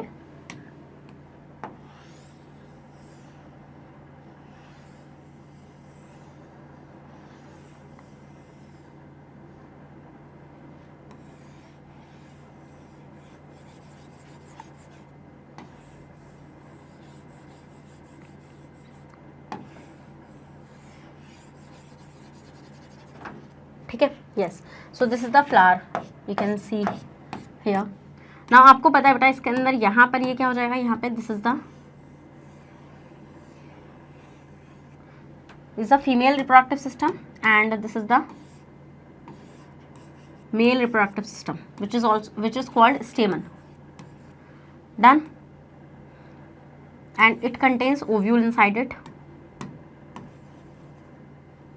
तो हम यहाँ पे देखेंगे बेटा, अगर मैं इसको लेबल करूंगी तो आप देखेंगे बेटा दिस इज द स्टेमन हियर, तो हो जाएगा बेटा स्टेमन, यस मैम। तो स्टेमन क्या होता है, स्टेमन होता है male reproductive system, yes ma'am. स्टेमन होता है आपका मेल रिप्रोडक्टिव सिस्टम। अब बेटा इसका एक पार्ट होता है जिसको हम बोलते हैं एंथर, और इस एंथर में क्या होता है बेटा, एंथर में होते हैं आपके क्या, इस एंथर के अंदर होते हैं बेटा आपके पॉलन ग्रेन्स। क्या होता है बेटा इस एंथर के अंदर, इस एंथर के अंदर होते हैं बेटा आपके pollen grains. Done, yes ma'am, pollen grains होते हैं आपके यहाँ पे। तो हम लोग यहाँ पे ये चीज ऑब्जर्व करते हैं बेटा कि ये जो पॉलन ग्रेन है इनका ट्रांसफर होगा यहाँ से कहाँ तक, इस तक, इस पार्ट तक। इस पार्ट को बोलते हैं बेटा स्टिग्मा। क्या बोलते हैं इस पार्ट को, इस पार्ट को बोलते हैं स्टिग्मा, ठीक है, yes ma'am. So this is called pollination, transfer of pollen grain from anther to the stigma, this is called pollination, ठीक है। यही आपका क्या होगा बेटा, ये आपका होता है पॉलिनेशन। समझ में आया, इजी पीजी लेमन स्क्वीजी। चलिए तो आपको ये चीज तो समझ में आ गई, ठीक है। तो दिस इज कॉल्ड पॉलिनेशन। अब आपको पता है बेटा पॉलिनेशन का बहुत इंपॉर्टेंट क्या है, अगर पॉलन ग्रेन आपका वहां से यहां तक नहीं आएगा, ठीक है, तो बेसिकली क्या होगा ये कि आपका फर्टिलाइजेशन नहीं होगा, यस मैम। क्योंकि आपको पता है बेटा पॉलन ग्रेन में क्या होता है बेटा, पॉलन ग्रेन में के पास होता है मेल गैमीट। क्या होता है बेटा पॉलन ग्रेन के पास होता है आपका मेल गैमीट। अब ये मेल गैमीट किस में आ रहा है बेटा, पॉलन ग्रेन में आ रहा है, यस मैम। इस तरीके से इसके अंदर है मेल गैमीट, अब यहाँ से पॉलन ट्यूब बनती है। सो बेसिकली ये मेल गैमीट जाके बेटा किससे फ्यूज करता है, ओव्यूल जो है बेटा, ये आपका ओव्यूल जो है बेटा, इस ओव्यूल में कौन बैठा है बेटा, ये बैठा है आपका एग। तो ये जो आपका बेटा मेल गैमीट होगा, किससे जाके फ्यूजन करेगा, एग से जाके फ्यूजन करेगा एंड अल्टीमेटली जाइगोट का फॉर्मेशन होगा। क्या होगा बेटा, अल्टीमेटली आपके जाइगोट का फॉर्मेशन होगा। तो हम यहाँ पे क्या चीज देखते हैं, हम लोग यहाँ पे यही चीज देखते हैं बेटा कि आपका अगर पॉलिनेशन नहीं होगा तो फर्टिलाइजेशन नहीं होगा, और फर्टिलाइजेशन नहीं होगा बेटा तो फ्रूट नहीं बनेगा, सीड नहीं बनेगा। इतना होता है बस। चलिए स्क्रीनशॉट ले लीजिए। तो हम देखेंगे बेटा आपका यहाँ पे the transfer of pollen from anther of a flower to the stigma part of the pistil is known as pollination. Significance of pollination is it may be the cause of variation on species of a plant. और बेटा यहाँ पे क्या होगा, अगर fertilisation नहीं होगा तो जो जैसे मान लीजिए एक पेड़ है एप्पल का जिसको बीमारियां नहीं होती हैं, और एक पेड़ है एप्पल का ऐसा जहाँ पे बहुत बड़े बड़े एप्पल आते हैं, ठीक है। तो उस केस में बेटा अब उन दोनों के बीच में अगर पॉलिनेशन हुआ तो एक न्यू स्पीशीज बन सकती है ना, एक न्यू वैरायटी बन सकती है प्लांट की, कि भाई एक ऐसा पेड़ बन जाएगा एप्पल का जिसपे बीमारियां भी नहीं होती हैं और जो बढ़िया एप्पल भी देता है आपको। तो ऐसे वेरिएशन होता है। चलिए 20 सेकंड का C part, how does fertilisation occur in flowers, flowers में फर्टिलाइजेशन कैसे होता है। Name the part of a flower that develop into seeds and fruit after fertilisation. देखिए होता क्या है, होता ये है बेटा कि ये है ओवरी, मतलब ओवरी कह रही सॉरी, ये है आपकी कार्पल। ये क्या है बेटा, ये है कार्पल, ये है कार्पल की ओवरी, ठीक है। ये है स्टाइल और ये है बेटा क्या आपका स्टिग्मा। ये है बेटा क्या, ये है आपका स्टिग्मा। समझ में आता पॉइंट आप लोग को? Yes ma'am, stigma style ovary. तो हम लोग यहाँ पे क्या देखते हैं, हम लोग यहाँ पे देखते हैं बेटा इसके अंदर क्या होता है, ओव्यूल होता है, ठीक है, और इसके अंदर एग बैठा होता है, दिस इज एग। तो होगा क्या बेटा, होगा ये कि इस पे आके ओव्यूल वो पॉलन ग्रेन आके लैंड करेगा। यस मैम, अब पॉलन ग्रेन के पास क्या है बेटा, पॉलन ग्रेन के पास आपके इस तरीके से मेल गैमीट है। तो ये पॉलन ग्रेन जो है बेटा यहाँ से ऐसे पॉलन ट्यूब बनाएगा। तो this is pollen grain and this is pollen tube, ठीक है। ये हो जाएगा आपका पॉलन ग्रेन, ये आपका हो जाएगा पॉलन ट्यूब। इस पॉलन ट्यूब के पास क्या होंगे बेटा, आपके मेल गैमीट्स होंगे। इसके पास होंगे बेटा आपके 2 मेल गैमीट्स। अब ये क्या होगा बेटा, अब ये मेल गैमीट जाके इस एग से फ्यूज करेगा, ठीक है। तो ये पॉलन ट्यूब जो है ना बेटा, ये इसके अंदर ऐसे एंटर कर जाएगी ओव्यूल के अंदर and ultimately 1 male gamete reaches to the egg, ठीक है। तो आपका क्या होगा बेटा, आपका जो एक मेल गैमीट है वो बेटा एग के साथ फ्यूज कर जाएगा and ultimately it form a zygote. क्या बना लेगा बेटा, जाइगोट का फॉर्मेशन कर लेगा। समझ में आया इतना पॉइंट या नहीं आया समझ में? चलिए बताओ, आगे ना इतना पॉइंट समझ में? यस मैम, ये चीज हमें समझ लगी। पहले आप इतने का स्क्रीनशॉट लो। तो इस तरीके से बेटा फर्टिलाइजेशन होता है, दिस इज कॉल्ड फर्टिलाइजेशन। इसी को हम लोग क्या बोलते हैं बेटा, इसी को हम लोग बोलते हैं आपका फर्टिलाइजेशन, ठीक है। अब आपको पता है बेटा फर्टिलाइजेशन होने के बाद जो आपकी बेटा ओवरी होती है वो फ्रूट में कन्वर्ट हो जाती है, ठीक है। और जो आपका ओव्यूल होता है बेटा, ये आपका ओव्यूल जो है ये आपका सीड में कन्वर्ट हो जाएगा, ठीक है। चलिए स्क्रीनशॉट लीजिए। तो हम वो देखते हैं बेटा फर्टिलाइजेशन ऑफ फ्लावर। अब pollen grain contain 2 male gametes. बेटा होता क्या है, जो आपका पॉलन ग्रेन है उसके पास क्या होता है बेटा, आपके 2 मेल गैमीट्स होते हैं, contain 2 male gametes. When a pollen grain falls on the stigma of a carpel, जब पॉलन ग्रेन जो होता है बेटा स्टिग्मा पर फॉल करता है, it grow a pollen tube, वो पॉलन ट्यूब को ग्रो करता है बेटा downward into a style, style के से ऐसे नीचे होती हुई जाती है वो पॉलन ट्यूब आपकी। One of the male gamete reaches the ovary, बेटा एक मेल गैमीट जो होता है बेटा आपका वो कहाँ पहुंच जाता है, ओवरी तक पहुंच जाता है थ्रू पॉलन ट्यूब के through and fuses with female gamete, और फ्यूज कर जाता है बेटा फीमेल गैमीट से present in ovule. This fertilisation of the 2 germ cells, बेटा ये जो फर्टिलाइजेशन है ना 2 जर्म सेल्स का, ये क्या बनाएगा, जाइगोट का फॉर्मेशन करेगा। Yes ma'am, the zygote is capable of growing into a new plant. बेटा जो आपका जाइगोट है बेटा वो न्यू प्लांट में ग्रो कर जाएगा आपका। The other male gamete fuses with 2 polar nuclei. बेटा अब जो मैंने आपको एक ही मेल गैमीट की कहानी बताई, दूसरा मेल गैमीट जो है ना बेटा आपका, जो दूसरा मेल गैमीट है, हम ये देखते हैं बेटा आपका जो ओव्यूल होता है ना बेटा, ओव्यूल के अंदर ना आपका अरेंजमेंट कुछ ऐसा होता है, ठीक है। हम लोग देखते हैं बेटा ओव्यूल के अंदर अरेंजमेंट कुछ ऐसा आपका होता है, ठीक है। तो आपके यहाँ पे ना सेंटर में ना 2 पोलर न्यूक्लियाई पड़े हुए होते हैं। तो आपका जो दूसरा मेल गैमीट है बेटा वो दूसरे 2 पोलर न्यूक्लियर के साथ फ्यूज करेगा बेटा, और यहाँ से एक बहुत इंपॉर्टेंट स्ट्रक्चर का फॉर्मेशन करता है जिसको हम बोलते हैं PEN, basically primary endosperm nucleus. तो ये आपका एंडोस्पर्म होता है, ठीक है। यस मैम, तो हम देखेंगे जो आपका अदर मेल गैमीट है बेटा, क्या other male gamete fuses with 2 polar nuclear to form endosperm. देखो यहाँ पे लिखा हुआ है ना, to form endosperm nucleus. This fusion is called triple fusion. इसको हम लोग बोलते हैं बेटा ट्रिपल फ्यूजन, क्योंकि यहाँ पे एक मेल गैमीट 2 पोलर न्यूक्लियर के साथ फ्यूज कर रहा है।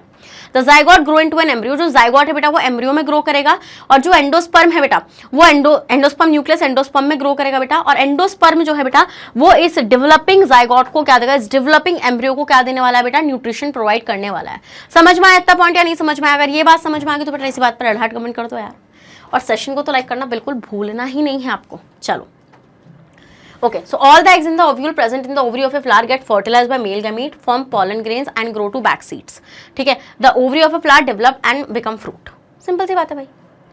Okay done. नेक्स्ट आते हैं 23rd क्वेश्चन। 23rd बेटा लॉन्ग का ही है।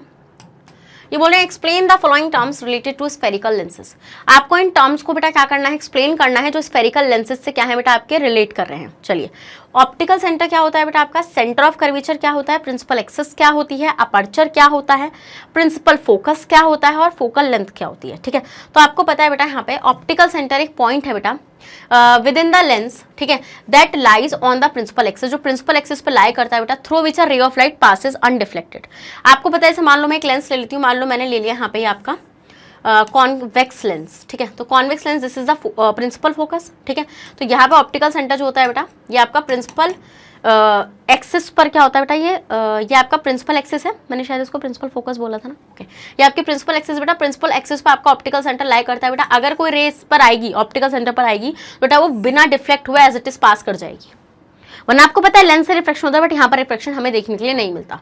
नेक्स्ट आते हैं बेटा सेंटर ऑफ कर्वेचर। तो centre of curvature of the surface of a lens is the centre of a sphere of which it forms a part. देखो, जिससे आपने उस लेंस को ऑब्टेन किया है, जिस स्फीयर से आपने उस लेंस को ऑब्टेन किया है, उसका जो सेंटर है वही है बेटा centre of curvature. So a lens के पास बेटा 2 सेंटर्स ऑफ कर्वेचर होते हैं, बिकॉज इसके पास 2 सर्फेसेस होते हैं। एक सर्फेस ये हो गया बेटा, एक सर्फेस ये हो गया, ठीक है। एक इधर साइड होगा, एक आपका इधर साइड होगा। Done, yes ma'am. नेक्स्ट आते हैं प्रिंसिपल एक्सिस। तो एक लाइन होती है बेटा जो कहां से, जो सेंटर ऑफ कर्वेचर से, जो लेंस के सेंटर ऑफ कर्वेचर से पास कर रही होती है। क्या कर रही होती है बेटा, जो लेंस के सेंटर ऑफ कर्वेचर से आपका पास कर रही होती है। नेक्स्ट आते हैं बेटा अपर्चर। अपर्चर क्या होता है बेटा, the diameter of a circular boundary of the lens is called aperture of the lens. भाई जो डायमीटर होता है ना सर्कुलर बाउंड्री का, ठीक है, उसी को हम लोग क्या बोलते हैं, अपर्चर बोलते हैं लेंस का। प्रिंसिपल फोकस क्या होता है बेटा, a beam of light parallel to the principal axis either converges to a point or appear to diverge from a point on the principal axis after refraction through the lens is called the principal focus, ठीक है। All lenses have 2 principal focus. बेटा मान लीजिए ये आपके पास है convex lens, तो ऑप्टिकल सेंटर, तो एक focus, twice of focus, focus F dash and twice of focus, ठीक है, यस मैम। तो ये तो twice of focus the centre of curvature, this the focus. तो all lenses have a 2 focus, है ना, 2 फोसाई होते हैं बेटा इसके पास। नेक्स्ट हम लोग देखते हैं बेटा आपके यहाँ पे फोकल लेंथ। फोकल लेंथ क्या होती है बेटा, फोकल लेंथ आपको पता है जैसे स्फीयर है, ठीक है। तो स्फीयर का जैसे मान लो लेंस है, तो ऑप्टिकल सेंटर से लेके फोकस तक की जो डिस्टेंस होगी, the distance between optical centre and principal focus of the lens is called its focal length. मतलब यहाँ से लेकर यहाँ तक की जो डिस्टेंस होती है बेटा, ये होती है आपकी फोकल लेंथ। समझ गए वाला पॉइंट आप लोग या नहीं समझ, जल्दी बताइए। और ये कंपोनेंट्स मैंने आपको अच्छे से सिखाए हैं, लेंस के कंपोनेंट्स मैंने आपको अच्छे से सिखा रखे हैं, ये बात आपको अच्छे से पता है, ठीक है। समझ गए कि नहीं समझ गए, बिल्कुल मैम समझ गए। ओके 23 का B part, converging lens has a focal length of 12 centimetre. बेटा एक कन्वर्जिंग लेंस है, कन्वर्जिंग लेंस आपका कौन सा लेंस होता है बेटा, कॉन्वेक्स लेंस आपका कन्वर्जिंग लेंस होता है। इसकी फोकल लेंथ आपकी 12 सेंटीमीटर है बेटा। Calculate at what distance should the object be placed from the lens so it forms a image at a 48 centimetre on the other side of the lens. अब आप ध्यान से देखिए बेटा, ठीक है, ये आपको फोकल लेंथ गिवन है विच इज 12 सेंटीमीटर, जो आपका प्लस की होगी क्योंकि आपके कन्वर्जिंग लेंस है बेटा। कन्वर्जिंग लेंस आपका कौन सा लेंस होता है बेटा, कन्वर्जिंग लेंस होता है बेटा आपका कॉन्वेक्स लेंस, तो इसलिए इसकी फोकल लेंथ पॉजिटिव होगी बेटा। यहाँ पे बोले आपको क्या, calculate at what distance should the object be place. आपको कैलकुलेट करना है कि बेटा आप कितनी डिस्टेंस पर ऑब्जेक्ट को रखेंगे, मतलब आपको यू कैलकुलेट करना है जिससे कि आपको इमेज किस डिस्टेंस पर मिले बेटा, 48 सेंटीमीटर की डिस्टेंस पर मिले from the optical centre at the other side. तो कुछ यहाँ पे बोला हुआ है on the other side of the lens. समझ गए वाला पॉइंट, यस मैम, ये चीज हम लोग समझ गए। सो बेसिकली अब आपको क्या फाइंड करना है, आपको यू फाइंड करना है। तो यू आप कैसे फाइंड करेंगे बेटा, by using lens formula, by using lens formula. बेटा लेंस फॉर्मूले का इस्तेमाल करेंगे आप, तो लेंस फॉर्मूला क्या हो जाएगा बेटा आपका 1/v minus 1/u is equals to 1/f। Yes ma'am, अब आप लेंस फॉर्मूले को यूज करके बेटा यहाँ से क्या कर लेंगे, सारी चीजों को कैलकुलेट कर लेंगे, ठीक है। तो यहाँ से आप लेंस फॉर्मूले को इस्तेमाल करेंगे। चलिए अब देखिए यहाँ पे बेटा v कैसा होगा, v आपका 48 है, और मैंने यहाँ पे आपको प्लस क्यों बोला, क्योंकि मैंने आपको एक और बात बोली थी कि लेंस के दूसरी साइड में बन रही है इमेज, ठीक है। जैसे आपका कॉन्वेक्स लेंस है तो ऑब्जेक्ट तो आपका इधर साइड ही होगा ना, यस मैम, ठीक है। तो आपकी इमेज जो है वो इधर साइड बन रही है, इसलिए पॉजिटिव होगी distance. So 1/u is equal to अब क्या होगा बेटा आपका 1/v माइनस 1/f 1/u, ठीक है। v कितना है बेटा, v है आपका 48 माइनस f कितना है बेटा 12, दोनों ही प्लस के हैं। तो 12 और 48 का एलसीएम लेंगे बेटा हम लोग यहाँ पे, तो 12 एंड 48 का एलसीएम लेंगे। तो अब हम लोग यहाँ से जो एलसीएम लेंगे बेटा देखो, तो 2 6 यस मैम, तो 2 2 4 एंड 2 4 8, फिर 2 से रहेगा 3 टाइम 1 2, फिर जाएगा 2 से 3 एंड 6 टाइम, फिर 2 से रहेगा बेटा आपका 3 एंड 3 टाइम, फिर आएगा 3 से 1 टाइम। तो 3 2 6, 6 2 12, 12 2 24, 24 2 48, कितना आएगा बेटा 48 आ जाएगा निकल के। तो 48 से 48 1 टाइम चला जाएगा, माइनस 12 4 48, ठीक है, यस मैम। तो इट विल इक्वल्स टू बेटा 4 माइनस 3/48, तो ये तो 1/v है, तो v कितना होगा 48/3, माइनस तो चल ही रहा है यहाँ पे, 3 1 3 3 6 18, तो आपका आएगा माइनस 16 सेंटीमीटर। कितना आएगा बेटा आपका, ये आपका निकल कर आएगा माइनस 16 सेंटीमीटर, ठीक है, yes ma'am. So object should be placed at 16 centimetre away from the lens. बेटा माइनस में क्यों आ रही है, क्योंकि ऑब्जेक्ट आपका लेफ्ट हैंड साइड में होगा, ऑप्टिकल सेंटर के लेफ्ट हैंड साइड में बेटा आपका क्या होगा, ऑब्जेक्ट होगा, ठीक है, यस मैम। स्क्रीनशॉट ले लो बेटा आप इसका जल्दी से बेटू इतने का स्क्रीनशॉट ले लो, then we will move to the next part. Okay next आते हैं 24th question. List the part of human eye that control the amount of light entering into it. Explain how they perform its function. बेटा आपको human आई का वो part बताना है बेटा, जो अमाउंट ऑफ लाइट को, कि कितनी अमाउंट ऑफ लाइट आपकी एंटर करेगी। ठीक है, यहाँ पे बेटा हम देखेंगे आइरिस और प्यूपिल, इन दोनों का ये काम होता है। ठीक है, आइरिस और प्यूपिल ही कंट्रोल करती है बेटा कि आपकी आई में कितनी लाइट एंटर करेगी। जैसे कि मान लीजिए मैं यहाँ पे आपका एग्जांपल लेती हूँ, मान लीजिए मैं एक ब्राइट रूम में आ गई। ठीक है, तो जब बेटा मैं ब्राइट रूम में आ जाऊंगी तो हम यहाँ पे क्या देखते हैं, हम लोग यहाँ पे ये चीज़ ऑब्जर्व करते हैं बेटा कि ज़्यादा लाइट एंटर करेगी, ज़्यादा लाइट एंटर करेगी बेटा तो रेटिना डैमेज हो सकता है। तो बेसिकली आप देखते हैं आपकी प्यूपिल का साइज ऐसे ऐसे कॉन्ट्रैक्ट हो जाता है। नेक्स्ट बेटा हम लोग देखते हैं कि जब आप डिम रूम में चले जाते हैं तो आपकी प्यूपिल का साइज ऐसा बड़ा हो जाता है। तो ऐसा क्यों होता है बेटा, क्योंकि भाई आपका यही तो, और यहाँ पे आइरिस की मसल इस प्यूपिल के साइज को कंट्रोल कर रही होती है। तो हम देखते हैं iris and प्यूपिल control the amount of light entering the I. If the amount of light receive by the I is large, बेटा ये बोल रहे हैं अगर आपका जो अमाउंट ऑफ लाइट है वो लार्ज है, जैसे आपका डे टाइम में हो गया, ठीक है, ड्यूरिंग डे टाइम हो गया, तो then the iris contracts the pupil. तो आइरिस क्या करती है, आइरिस प्यूपिल को छोटा कर देती है and reduces the amount of light entering the eye. ठीक है, जिसकी वजह से क्या होता है बेटा, अमाउंट जो है लाइट का वो कम हो जाता है। अगर आप बेटा amount of light receive by the eyes small, बेटा अगर आप डिम रूम में है, कुछ भी है, तो आइरिस आपकी एक्सपेंड हो जाती है बेटा। ठीक है, आइरिस एक्सपेंड द प्यूपिल, आइरिस जो है बेटा वो प्यूपिल को एक्सपेंड कर देती है सो दैट मोर लाइट में एंटर्स आई, जिससे ज़्यादा से ज़्यादा लाइट आपकी आंखों में एंटर कर जाए। Easy peasy, yes ma'am. चलिए next B part, write the function of retina in human eye. बेटा ह्यूमन आई में रेटिना का क्या फंक्शन होता है आपको पता है बेटा, जो इमेज बनती है वो रेटिना पर बनती है, क्योंकि रेटिना के पास क्या होती है बेटा, कुछ सेल्स होती हैं। ठीक है, रॉड्स एंड कॉन्स। ठीक है, तो जो इमेज आपकी रेटिना पर बनेगी, हम देखते हैं बेटा यहाँ पर आपका the screen on which the image is formed in the I is called retina. वो स्क्रीन क्या बेटा, वो स्क्रीन जिस पर इमेज बनेगी वही आपका रेटिना होता है। रेटिना एक डेलिकेट मेम्ब्रेन होती है बेटा, having a large number of light sensitive cells. बेटा जिसके पास क्या प्रेजेंट होती है बेटा, large number of light sensitive cells present होती हैं, जिनको हम बोलते हैं rods and cones, which respond to the intensity of light and colours of object respectively. ठीक है, यस मैम। चलिए so next C, do you know that the corneal impairment can be cured by replacing the defective cornea with the cornea of the donated eye? ये बोल रहे हैं बेटा, क्या आप लोगों को पता है कि जो कॉर्नियल इंपेयरमेंट होता है, मान लो किसी पर्सन का कॉर्निया खराब हो गया, तो उस कॉर्निया को बेटा आप ऑपरेट कर कर हटा सकते हैं।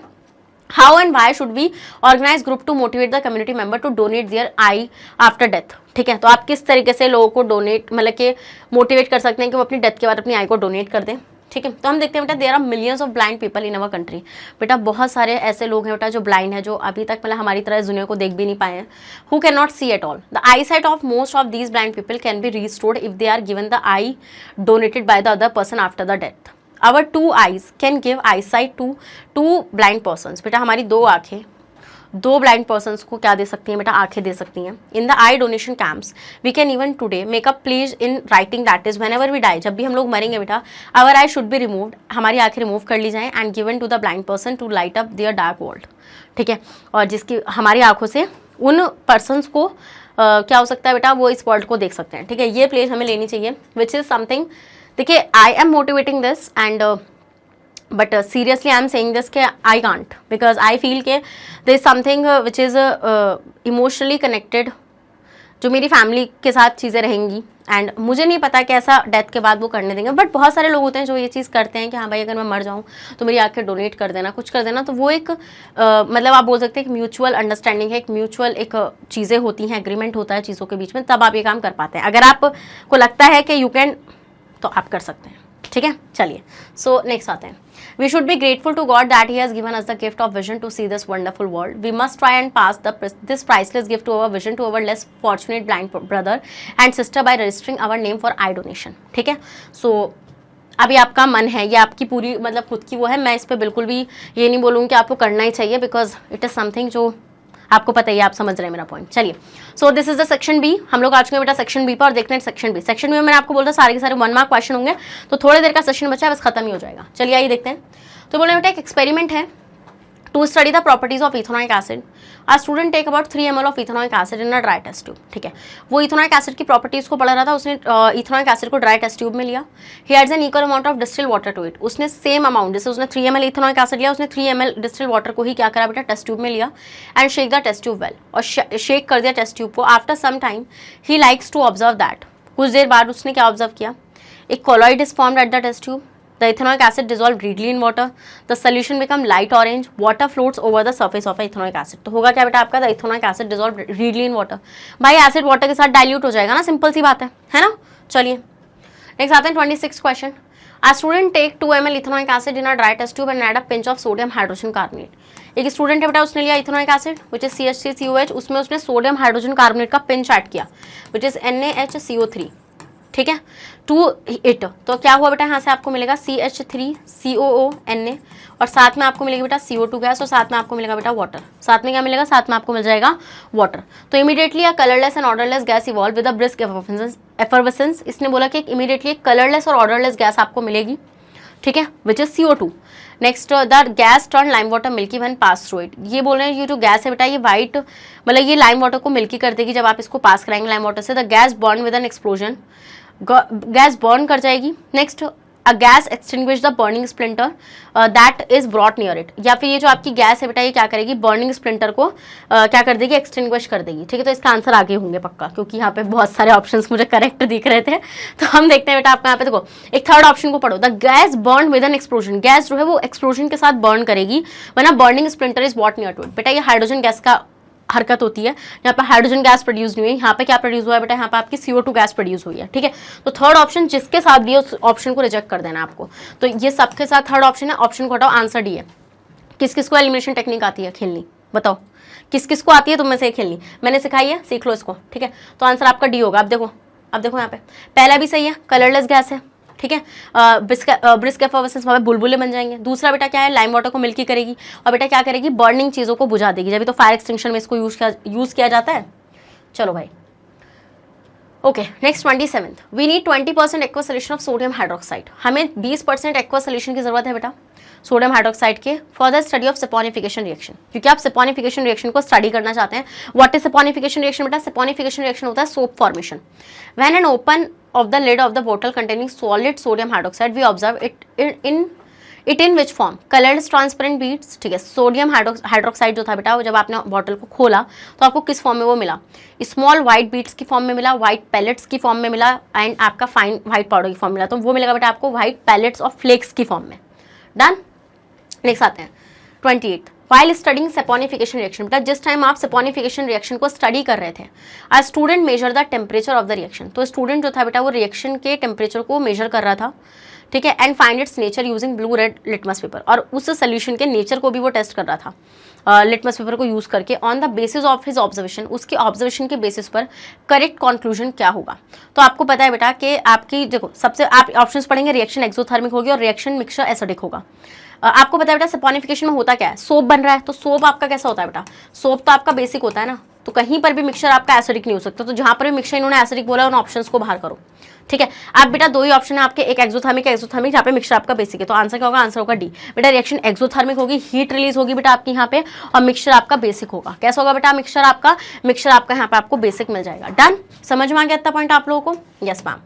Next, in are locality hard water required for an experiment. बेटा एक लोकेलिटी में आपको हार्ड वाटर की जरूरत थी, ठीक है।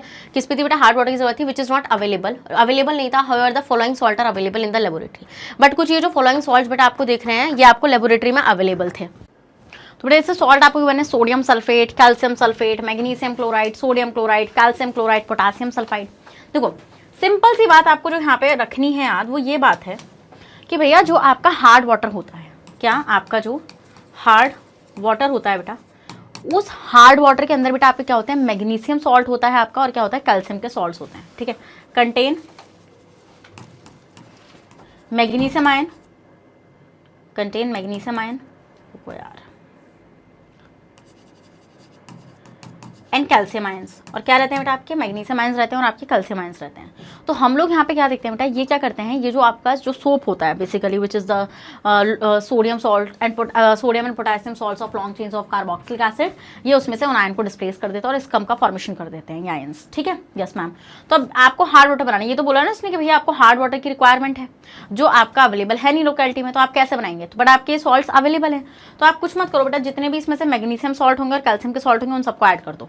जैसे आप कैल्शियम सल्फेट को यूज कर सकते हैं, आप मैग्नीशियम क्लोराइड को यूज कर सकते हैं, आप कैल्शियम क्लोराइड को यूज कर सकते हैं, ठीक है। मतलब आप second, third and fifth salt को यूज कर सकते हैं, ठीक है। Second, third and fifth salt को आप इजीली यूज कर सकते हैं। जैसे इसने यहाँ पे पूछा है which of the above salt, कौन से सॉल्ट में से, may be dissolve in water, जो आप वाटर के अंदर डिजॉल्व करेंगे बेटा to obtain a hard water for this experiment. तो इस एक्सपेरिमेंट के लिए बेटा अगर आप चाहते हैं कि भैया आपको हार्ड वाटर मिल जाए तो बेसिकली आप कौन से सॉल्ट को डिजॉल्व करेंगे बेटा, आपका 2, 3 एंड 5। चलो 38th question, a student has obtained an image of a well illuminated distant object on a screen. बेटा एक स्टूडेंट है जिसको इमेज मिली है, ठीक है, डिस्टेंट ऑब्जेक्ट की स्क्रीन पर, to determine the focal length, आपको फोकल लेंथ को डिटरमिन करना है of the given spherical mirror, इस मिरर की। So the teacher then gave him another mirror, तो टीचर ने उसको एक और मिरर दिया है बेटा जिसकी फोकल लेंथ है f2 and asked him to obtain a focused image of the same object on the same screen, ठीक है। So the student found that order to focus the same object using the second mirror he has to move the mirror away from the screen. तो भैया अगर उसको वही same image चाहिए थी तो उसने क्या करा, उसने स्क्रीन को, मतलब जो उसका, उसने क्या करा बेटा यहाँ पे, उसको उसने मूव किया मिरर को स्क्रीन से दूर, मतलब मिरर को वो स्क्रीन से दूर ले गया।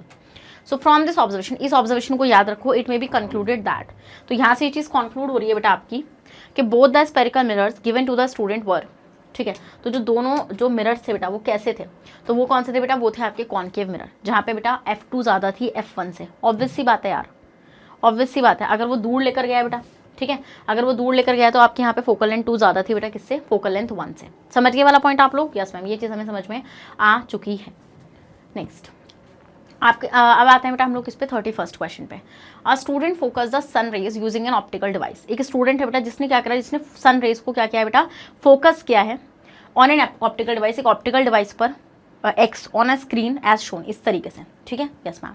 सो from this it may concluded that the device X is, तो डिवाइस एक्स आपकी क्या है, अब आप ध्यान से देखो, सन रेज आपकी कैसी हो रही हैं, सोचो कैसे हो रही हैं, कन्वर्ज हो रही हैं मैम, कन्वर्ज हो रही हैं, ठीक है। तो ये कॉन्वेक्स लेंस है ना, या ये ऑप्शंस पूछे, कॉन्वेक्स लेंस जिसकी फोकल लेंथ 10 सेंटीमीटर है, कॉन्वेक्स लेंस जिसकी रेडियस ऑफ कर्वेचर 20 सेंटीमीटर है, कॉन्वेक्स लेंस जिसकी फोकल लेंथ 20 है, कॉनकेव मिरर जिसकी फोकल लेंथ 20 है। तो आंसर क्या हो जाएगा बेटा, आंसर हो जाएगा आपका कॉन्वेक्स लेंस जिसकी फोकल लेंथ 20 है। अरे यार खुद से सोचो ना, खुद से सोचो, आपको ये चीज़ पता है बेटा अच्छे से कि जो आपका कॉन्वेक्स लेंस होता है, ठीक है, जो आपका कॉन्वेक्स लेंस होता है बेटा, ये आपका कन्वर्जिंग लेंस होता है, कन्वर्जिंग लेंस जो क्या करेगा बेटा, जो कन्वर्ज करेगा, ठीक है। मान लीजिए ये लेंस है, यहाँ से रेस पैरेलल आ रही है बेटा, तो इस तरीके से कन्वर्ज कर देगा, क्या कर देगा बेटा, इस तरीके से कन्वर्ज कर देगा। सो बेसिकली आप देखो ना, वो सनरेज भी तो कन्वर्ज हो रही है ना। तो कॉनकेव मिरर नहीं हो सकता, क्यों नहीं हो सकता बेटा, आपका जो आपका देखो यहाँ पे कन्वर्ज कर रहा है आप लोगों को, ठीक है। अब आप देखो बेटा यहाँ पे इसकी फोकल लेंथ कितनी दिखा रखी है इन्होंने, इसकी फोकल लेंथ दिखा रखी है इन्होंने 20 सेंटीमीटर की, किसकी 20 सेंटीमीटर की इन्होंने इसकी फोकल लेंथ दिखा रखी है। चलिए okay 32, after tracing the path of a ray of a light passing through a rectangular glass slab. बेटा आप क्या कर रहे हैं, आप ट्रेस कर रहे हैं पाथ ऑफ रे को एक रेक्टेंगुलर ग्लास स्लैब से पास करा के और 4 different values of angle of incidence, और आपको 4 डिफरेंट वैल्यूज मिली है बेटा एंगल ऑफ इंसिडेंस की। ये क्वेश्चन इतना पूछा ना इन लोगों ने। A student reported is observation in a tabular form, और एक स्टूडेंट को अपनी ऑब्जर्वेशन को रिपोर्ट करना है टैबुलर फॉर्म में। जैसे आप देखेंगे यहाँ पे आप देखोगे इंसिडेंस है 30 डिग्री, तो रिफ्लेक्टेड एंगल है 19 डिग्री, और एंगल ऑफ इमर्जेंस है आपका कितना बेटा 29 डिग्री।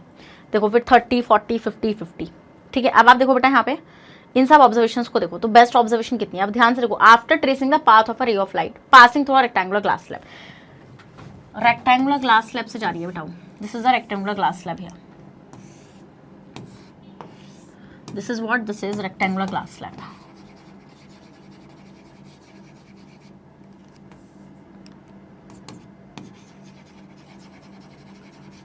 रेक्टेंगुलर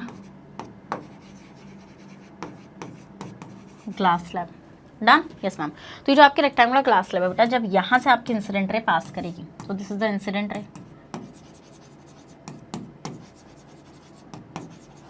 सो बेसिकली बेटा ये रहेगा आपका नॉर्मल। तो बेटा ये जब पास करेगी तो ये आपको पता है ये यहाँ पे रिफ्लेक्शन होगा, यस मैम। तो this is the reflected ray, this is what, this is the reflected ray,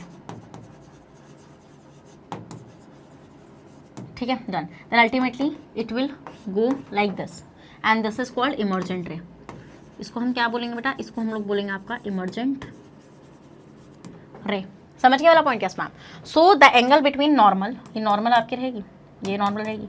so the angle between the incident रे and the normal is angle of incidence, this the angle of reflection and this the angle of emergence. Done, yes ma'am. तो आपको पता है बेटा कि जब when incident ray passes through the क्या glass slab, तो हम यहाँ पे क्या देखते हैं बेटा, they both are parallel to each other, the emergent ray and the incident ray both are parallel to each other. दोनों क्या होंगे बेटा, दोनों आपके पैरेलल होती हैं एक दूसरे से। तो बोले आपकी बेस्ट ऑब्जर्वेशन क्या है। अब आप इस टेबल को पढ़ो, बेस्ट ऑब्जर्वेशन निकालो, निकाल भी दी होगी आप लोगों ने। आंसर क्या होगा, थर्ड। क्यों, आप देखो ध्यान से बेटा, एंगल ऑफ इंसिडेंस और एंगल ऑफ इमर्जेंस इक्वल है। यहाँ पे यार सिंपल सी बात है, एयर से जा रही है ग्लास में, ग्लास से जा रही है एयर में, दो मीडियम सेम है, तो दोनों मीडियम में स्पीड ऑफ लाइट तो सेम ही रहेगी। तो जो नॉर्मल के साथ एंगल बनेगा वो इक्वल रहेगा, समझ में आया। जो नॉर्मल के साथ एंगल बनेगा वो तो इक्वल ही रहेगा, मतलब यहाँ पे जो एंगल बनेगा बेटा वो एंगल यहाँ पर इसके इक्वल होगा। Angle of incidence angle of emergence के इक्वल रहेगा आपका। डन, यस मैम, स्क्रीनशॉट लो। ऐसा क्वेश्चन आएगा बेटा आपको तो आप कर लेंगे आराम से, मुझे आपसे पक्की वाली उम्मीद है मुझे।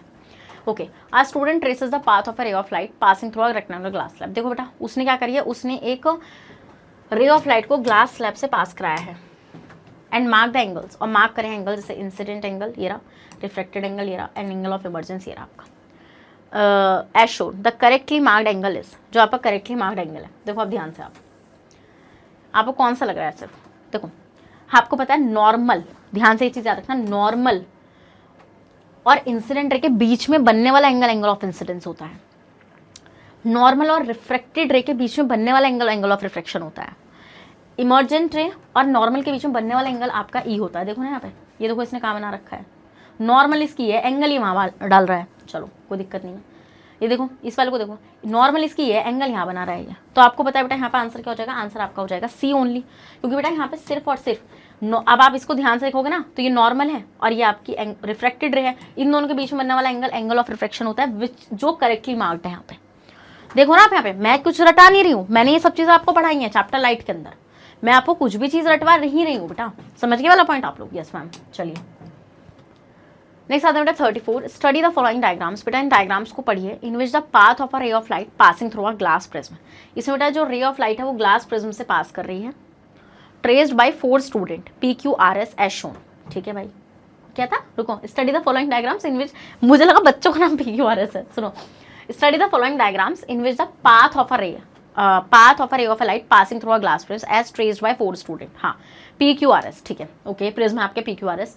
सो अब देखिए आपको पता है कि भाई जो सही होगी वो कैसी होगी, जो मैं बनाऊंगी वो सही होगी, अब मैच कर लेना उससे, वो होता था ना मैचिंग मैचिंग खेलेंगे। चलो तो बेटा ये है आपका प्रिज्म, ठीक है, this is the prism here.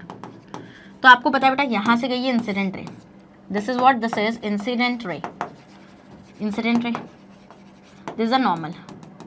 तो अब आपकी रिफ्लेक्टेड रे ऐसे रहेगी, है ना, इट विल, ये देखो एज इट इज, तो ये पास नहीं हो सकती, ये ऐसे तो जा नहीं सकती, ठीक है, बिकॉज यहाँ पे होगा रिफ्लेक्शन। तो this is the reflected ray, then ultimately this is the normal. देन ये देखो यहाँ पे आपके, तो ये एयर है, ये प्रिज्म है, ये एयर है वापस, तो मीडियम चेंज हो रहे हैं आपके, तो then it will bend like this.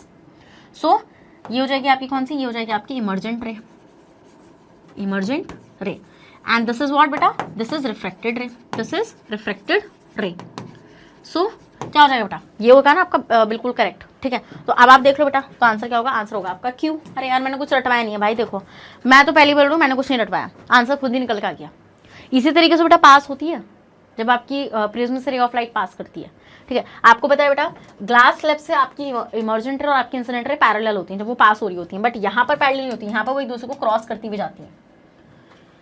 समझ गए या नहीं समझ गए यार, जल्दी से इसी बात पर रेड हार्ट कमेंट कर दो यार, क्या सोचते हो इतना, मैम इतनी मेहनत कर रही है, नहीं दिखता, दिखता तो है मैम। चलो इन द फॉलोइंग, भाई मेरे को लगता था लाइट चैप्टर इनका फेवरेट था। In the following diagram the path of a ray of light passing through a glass prism is shown. देखो इस तरीके से बेटा यहाँ पे रे ऑफ लाइट पास होती हुई दिखा रखी है लोगों ने। In this diagram the angle of incidence, the angle of emergence and the angle of deviation respectively are. Simple सी बात है बेटा, जो आपका एंगल ऑफ इंसिडेंस होता है, द एंगल, इस चीज को ना अपने कॉन्सेप्ट रजिस्टर में लिखो क्योंकि बार बार एंगल पे फंसाएंगे मुझे लग रहा है। The angle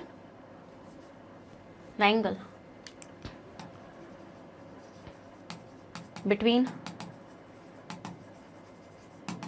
incident ray and normal, ये होता है बेटा आपका क्या, एंगल ऑफ इंसिडेंस, ठीक है। The angle between emergent ray and normal,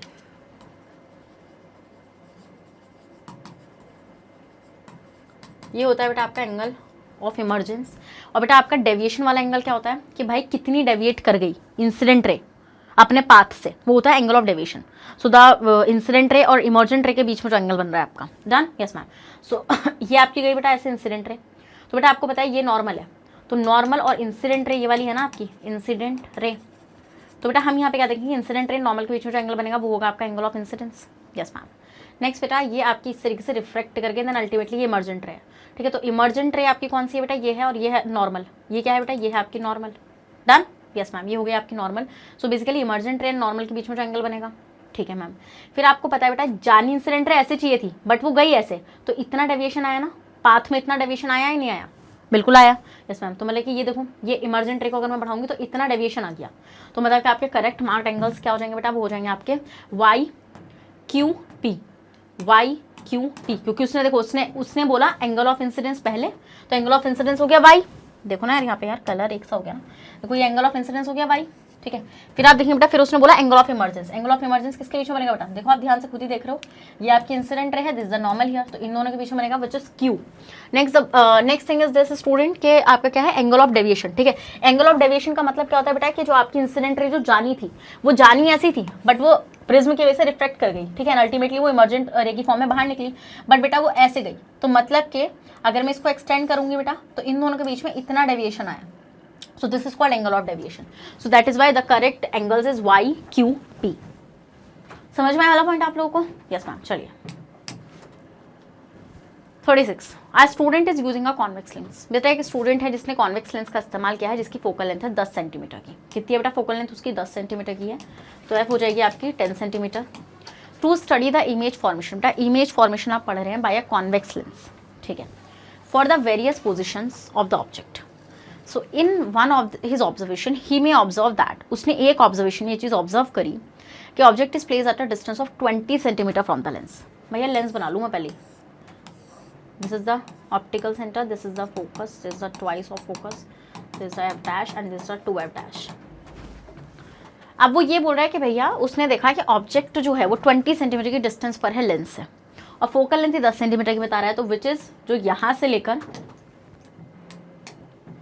focal length क्या होती है, फोकस से लेकर ऑप्टिकल सेंटर तक की डिस्टेंस विच इज 10 सेंटीमीटर, और आपका ऑब्जेक्ट जो है वो इसके पीछे है, ठीक है। ऑब्वियस सी बात है 20 सेंटीमीटर की डिस्टेंस पर है, सो ऑब्जेक्ट कितने पे है, 20 सेंटीमीटर की डिस्टेंस पर। The image form that, image किस पर बनेगी ये पूछ रहे हैं बेटा, सिंपल आपसे। यू आपको पता है यू हो जाएगा माइनस का 20 सेंटीमीटर, फोकल लेंथ हो जाएगी प्लस की 20। अरे प्लस की 20 की होगी क्योंकि आपको पता है कॉन्वेक्स लेंस है, कॉन्वेक्स लेंस है वो, ठीक है। समझिए वाला पॉइंट आप लोग। तो आपको पता है बेटा ये कन्वर्जिंग लेंस होता है, इमेज वहाँ बनाएगा आपकी। डन। यस मैम, ये हमें आ गया समझ में। तो आपको पता है बेटा by using lens formula, by using lens formula आप किसको इस्तेमाल करेंगे बेटा, लेंस फॉर्मूले को इस्तेमाल करेंगे, which is 1/v minus 1/u is equals to 1/f। क्या होता है बेटा आपका लेंस फॉर्मूला, लेंस फॉर्मूला होता है 1/v minus 1/u is equals to 1/f। तो हम यहाँ पे क्या देखते हैं बेटा, आपका 1/v आपको फाइंड करना है is equals to 1/f plus 1/u। तो 1/f क्या हो जाएगा बेटा आपका, 1/f हो जाएगा 1/10 प्लस u हो जाएगा माइनस का 20, क्योंकि ऑब्जेक्ट तो आप हमेशा लेफ्ट हैंड साइड में रखेंगे ना।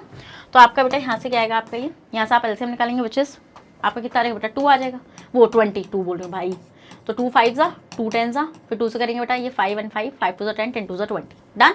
Yes ma'am. तो ये आ जाएगा आपका 20, तो 10 2 20 प्लस माइनस माइनस 1, तो विच इज बेसिकली 2 - 1 1/20, तो ये तो 1/v आया, तो v आ जाएगा बेटा आपका कितना 20 सेंटीमीटर, क्योंकि आपको पता है बेटा v पॉजिटिव आ रहा है, इधर साइड इमेज बन रही है आपकी, तो 20 centimetre on the other side of the lens and it is of the same size real and erect. Okay बेटा 20 सेंटीमीटर की डिस्टेंस पर आई है, 40 सेंटीमीटर, देखो 40 सेंटीमीटर वाला तो ऑप्शन ही हट गया, अब ऑप्शन बचेगा आपके पास क्या बेटा 20 20 वाला। अब देखो यहाँ पे लिखा हुआ है 20 centimetre on the other side of the lens and it is of the same size real and inverted. बेटा ये सेम साइज की होगी, रियल एंड इन्वर्टेड मतलब कि ऑब्जेक्ट आपका ट्वाइस ऑफ द फोकस पर था। आपको पता है बेटा जब आपका ऑब्जेक्ट जो होता है किस पर होता है, ट्वाइस ऑफ द फोकस पर होता है बेटा, तभी जाकर देखो यहाँ से ऐसे जाएगी है, ठीक है। तो बेटा यहाँ से रेज जाएंगी ये, तो ये आपकी फोकस से पास करेगी because it is parallel to the principal axis. Then if a ray passes through the optical centre then it will pass undeflected. तो आपकी इमेज कहाँ बनेगी बेटा 2f पर ही बनेगी, उल्टी बनेगी। देखो यहाँ पे लिखा हुआ भी है बेटा, रियल बनेगी और इन्वर्टेड बनेगी। इन्वर्टेड का मतलब होता है उल्टी बनना इमेज का, ठीक है, और रियल क्योंकि यहाँ पे सच में आपकी जो रिफ्लेक्टिंग रेज है बेटा आपस में मीट कर रही हैं। अब मुझे बता दो किसके समझ में नहीं आया बेटा, जिसके समझ में नहीं आया वो मरम्मत चाहता है अपनी। नहीं नहीं नहीं मैम, हम नहीं चाहते मरम्मत अपनी, हम तो पढ़ रहे हैं, हम तो प्यारे बच्चे हैं। बिल्कुल देखो यहाँ से ऑप्शन में से हटा दो 40 सेंटीमीटर, ठीक है। यस मैम, सेम साइज में पता है देखो कितने कितने वो हैं, यहाँ पर रियल रख दिया, यहाँ पे वर्चुअल रख दिया, एक ही ऑप्शन सही दिया रियल एंड इन्वर्टेड वाला। 37। अरे भाई सारे क्वेश्चन यहीं से दे दिए थे क्या? चलो, a student is using a convex lens. एक स्टूडेंट है बेटा जो कॉन्वेक्स लेंस का इस्तेमाल कर रहा है, जिसकी फोकल लेंथ है 18 सेंटीमीटर की, to study the image formation by it. वो इमेज फॉर्मेशन देख रहा है बेटा for the various position of the object. He observe that, वो ये ऑब्जर्व कर रहा है कि जब उसने ऑब्जेक्ट को 27 डिस्टेंस पर रखा, 27 सेंटीमीटर की डिस्टेंस पर रखा, तो the location of the image is at 54 centimetre. तो जो इमेज की लोकेशन आई वो 54 सेंटीमीटर पर आई। On the other side of the lens, बिल्कुल, identify from the following diagram the 3 rays that are obeying the laws of reflection. बेटा तीन raise जो है बेटा जो लॉ ऑफ रिफ्लेक्शन को ओबे कर रही हैं, and may be use to draw the corresponding ray diagram.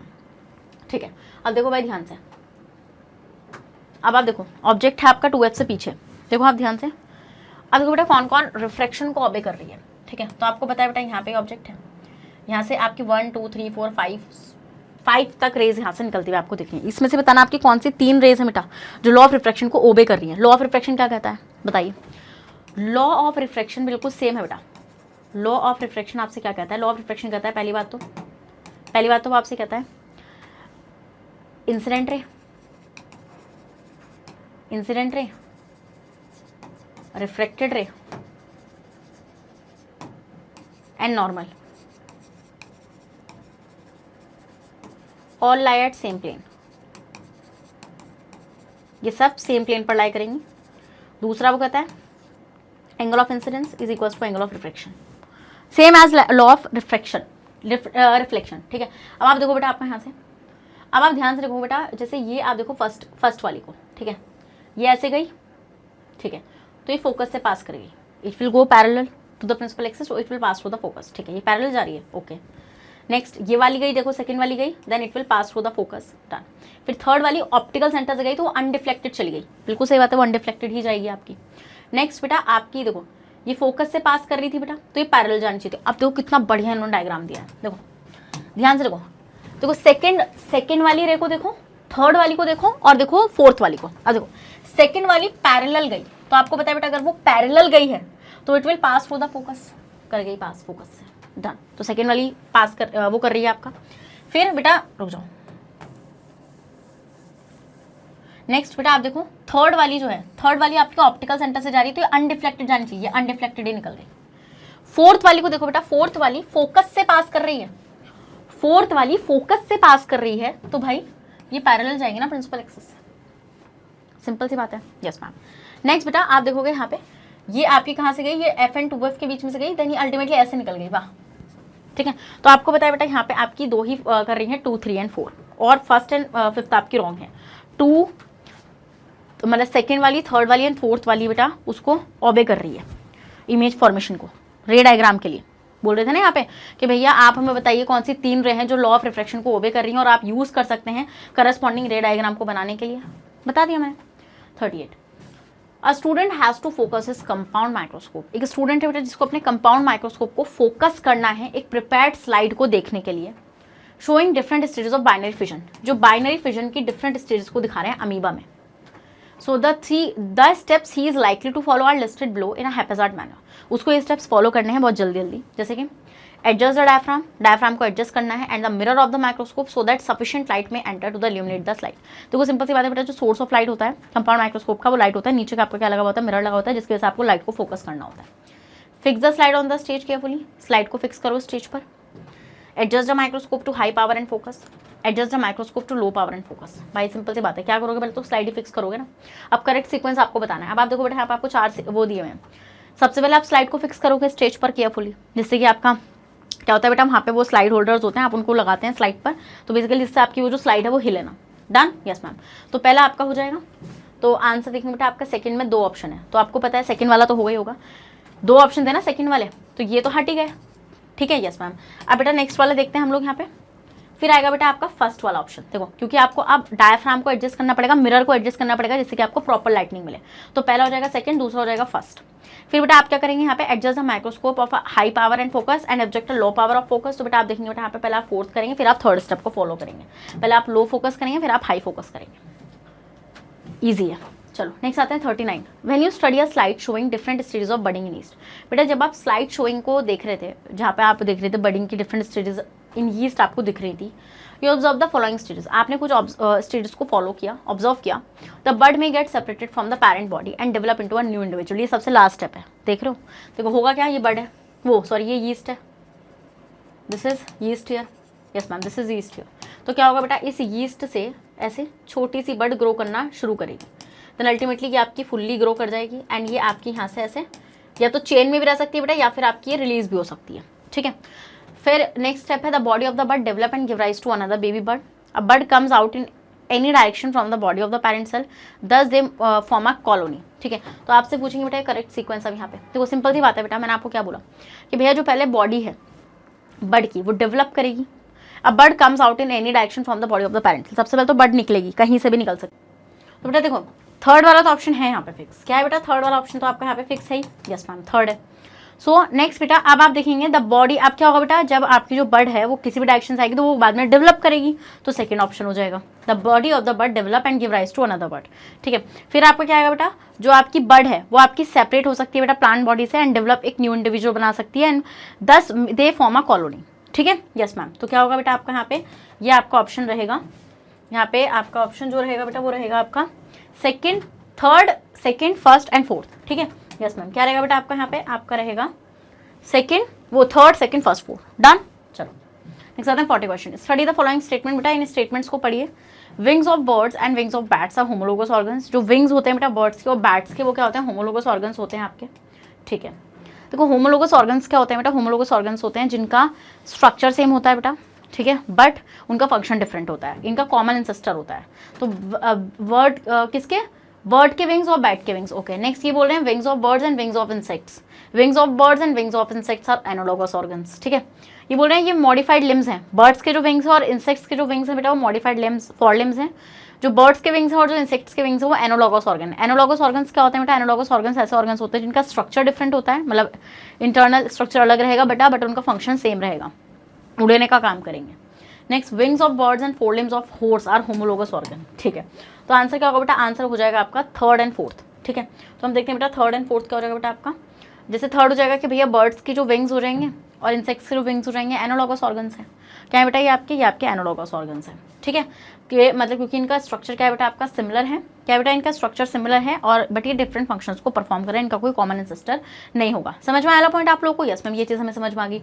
और ये तो हो नहीं सकता बेटा कि होमोलोगस स्ट्रक्चर्स हैं, क्योंकि बैट आपकी क्या होती है, मैमल होती है, ठीक है। फिर ये बोल रहे हैं बेटा कि जो आपके विंग्स हैं बर्ड्स के और जो विंग्स हैं इंसेक्ट्स के वो मॉडिफाइड फोर लिम्स हैं। नहीं बेटा, इंसेक्ट्स का तो फोल्ड ऑफ स्किन है ना बेसिकली वहाँ पे, डन मैम। सो आपको बताना है wings of birds and fore limbs of a horse are homologous organs, ठीक है। तो ये बोल रहे थे द करेक्ट स्टेटमेंट्स आर, तो बेटा थर्ड एंड फोर्थ, ठीक है। सो अब आते हैं बेटा next which is 41। Which of the following pair of two vegetable represent the correct homologous structures. अभी मैंने आपको बताया होमोलोगस स्ट्रक्चर्स कौन से स्ट्रक्चर्स होते हैं बेटा, होमोलोगस स्ट्रक्चर्स वो स्ट्रक्चर्स होते हैं जिनका कॉमन इंसेस्टर होता है, मतलब कि उनका स्ट्रक्चर सिमिलर रहेगा इंटरनल, ठीक है, बट उनका फंक्शन डिफरेंट होगा।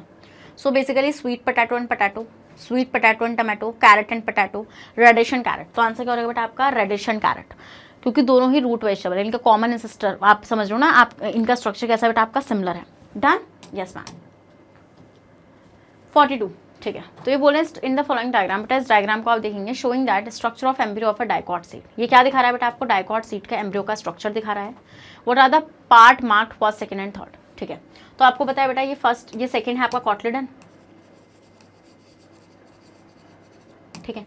आपका जो फर्स्ट है बेटा ये हो जाएगा आपका ऊपर वाला which is a plumule, and नीचे वाला क्या हो जाएगा बेटा आपका रेडिकल। तो आप देख चुके हैं बेटा आपका यहाँ पे ऑप्शंस क्या रहेंगे बेटा आपका ऑप्शन रहेगा प्लम्यूल कॉटलिडन रेडिकल। तो प्लम्यूल कॉटलिडन रेडिकल, आंसर क्या हो जाएगा बेटा, आंसर हो जाएगा A, done, yes ma'am. So students, this is all about for this amazing and wonderful session of the previous year question paper. So there is a last session जहाँ पे हमने PYQ series को खत्म किया है बेटा। 2014 का लास्ट पेपर था जिसका डिस्कशन मैंने आज आप लोगों से कर लिया है। तो आई होप बेटा आपको अच्छे समझ में आ गया है। अगर समझ में आ गया तो इसी बात पर रेड हार्ट कमेंट करिए और सेशन को भी लाइक कर दीजिए। आप लोगों को पता है बेटा Magnet Pens is the only platform in India way you can access high quality content, वो भी बिल्कुल फ्री ऑफ कॉस्ट। तो बेटा अगर आपको टॉप कोर्सेज चाहिए for both the mediums Hindi and English तो आप मैग्नेट पेंस पर आइए बेटा। यहाँ पर आपको सारे कोर्सेज मिलते हैं, जैसे कि फॉर CBSE बोर्ड हम लोग आपको KG से लेकर क्लास 12 तक की free of cost classes provide कराते हैं फॉर द स्टेट बोर्ड, जैसे कि Delhi board, Bihar board, UP board, MP board and Rajasthan board. तो बेटा हम लोग आपको प्रोवाइड कराते हैं 6 से लेकर क्लास 12 तक की free of cost classes. Students, अगर आपको e books and e notes चाहिए, उसका लिंक आपको कहाँ मिल जाएगा बेटा, नीचे डिस्क्रिप्शन बॉक्स में मिल जाएगा, आप जाकर उसको ग्रैब कर सकते हैं। और आप हमें फॉलो कर सकते हैं through YouTube, Facebook, Instagram, Twitter and WhatsApp. इन सब के थ्रू बेटा फॉलो भी कर लीजिए, क्योंकि आपको पता है बेटा कि we are the only platform India where you can access high quality content. और बेटा आपको चैनल की ताज़ा खबरें मिल जाएंगी कम्युनिटी पोस्ट पर।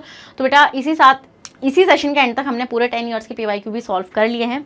अब मैं आपसे मिलती हूँ नेक्स्ट सेशन में, कुछ नई चीज़ आप लोग लेकर आऊंगी। डोंट वरी, अपना ख्याल रखिएगा बेटा और बने रहेगा मेरे साथ मैग्नेट ब्रेन्स पर। Thank you so much.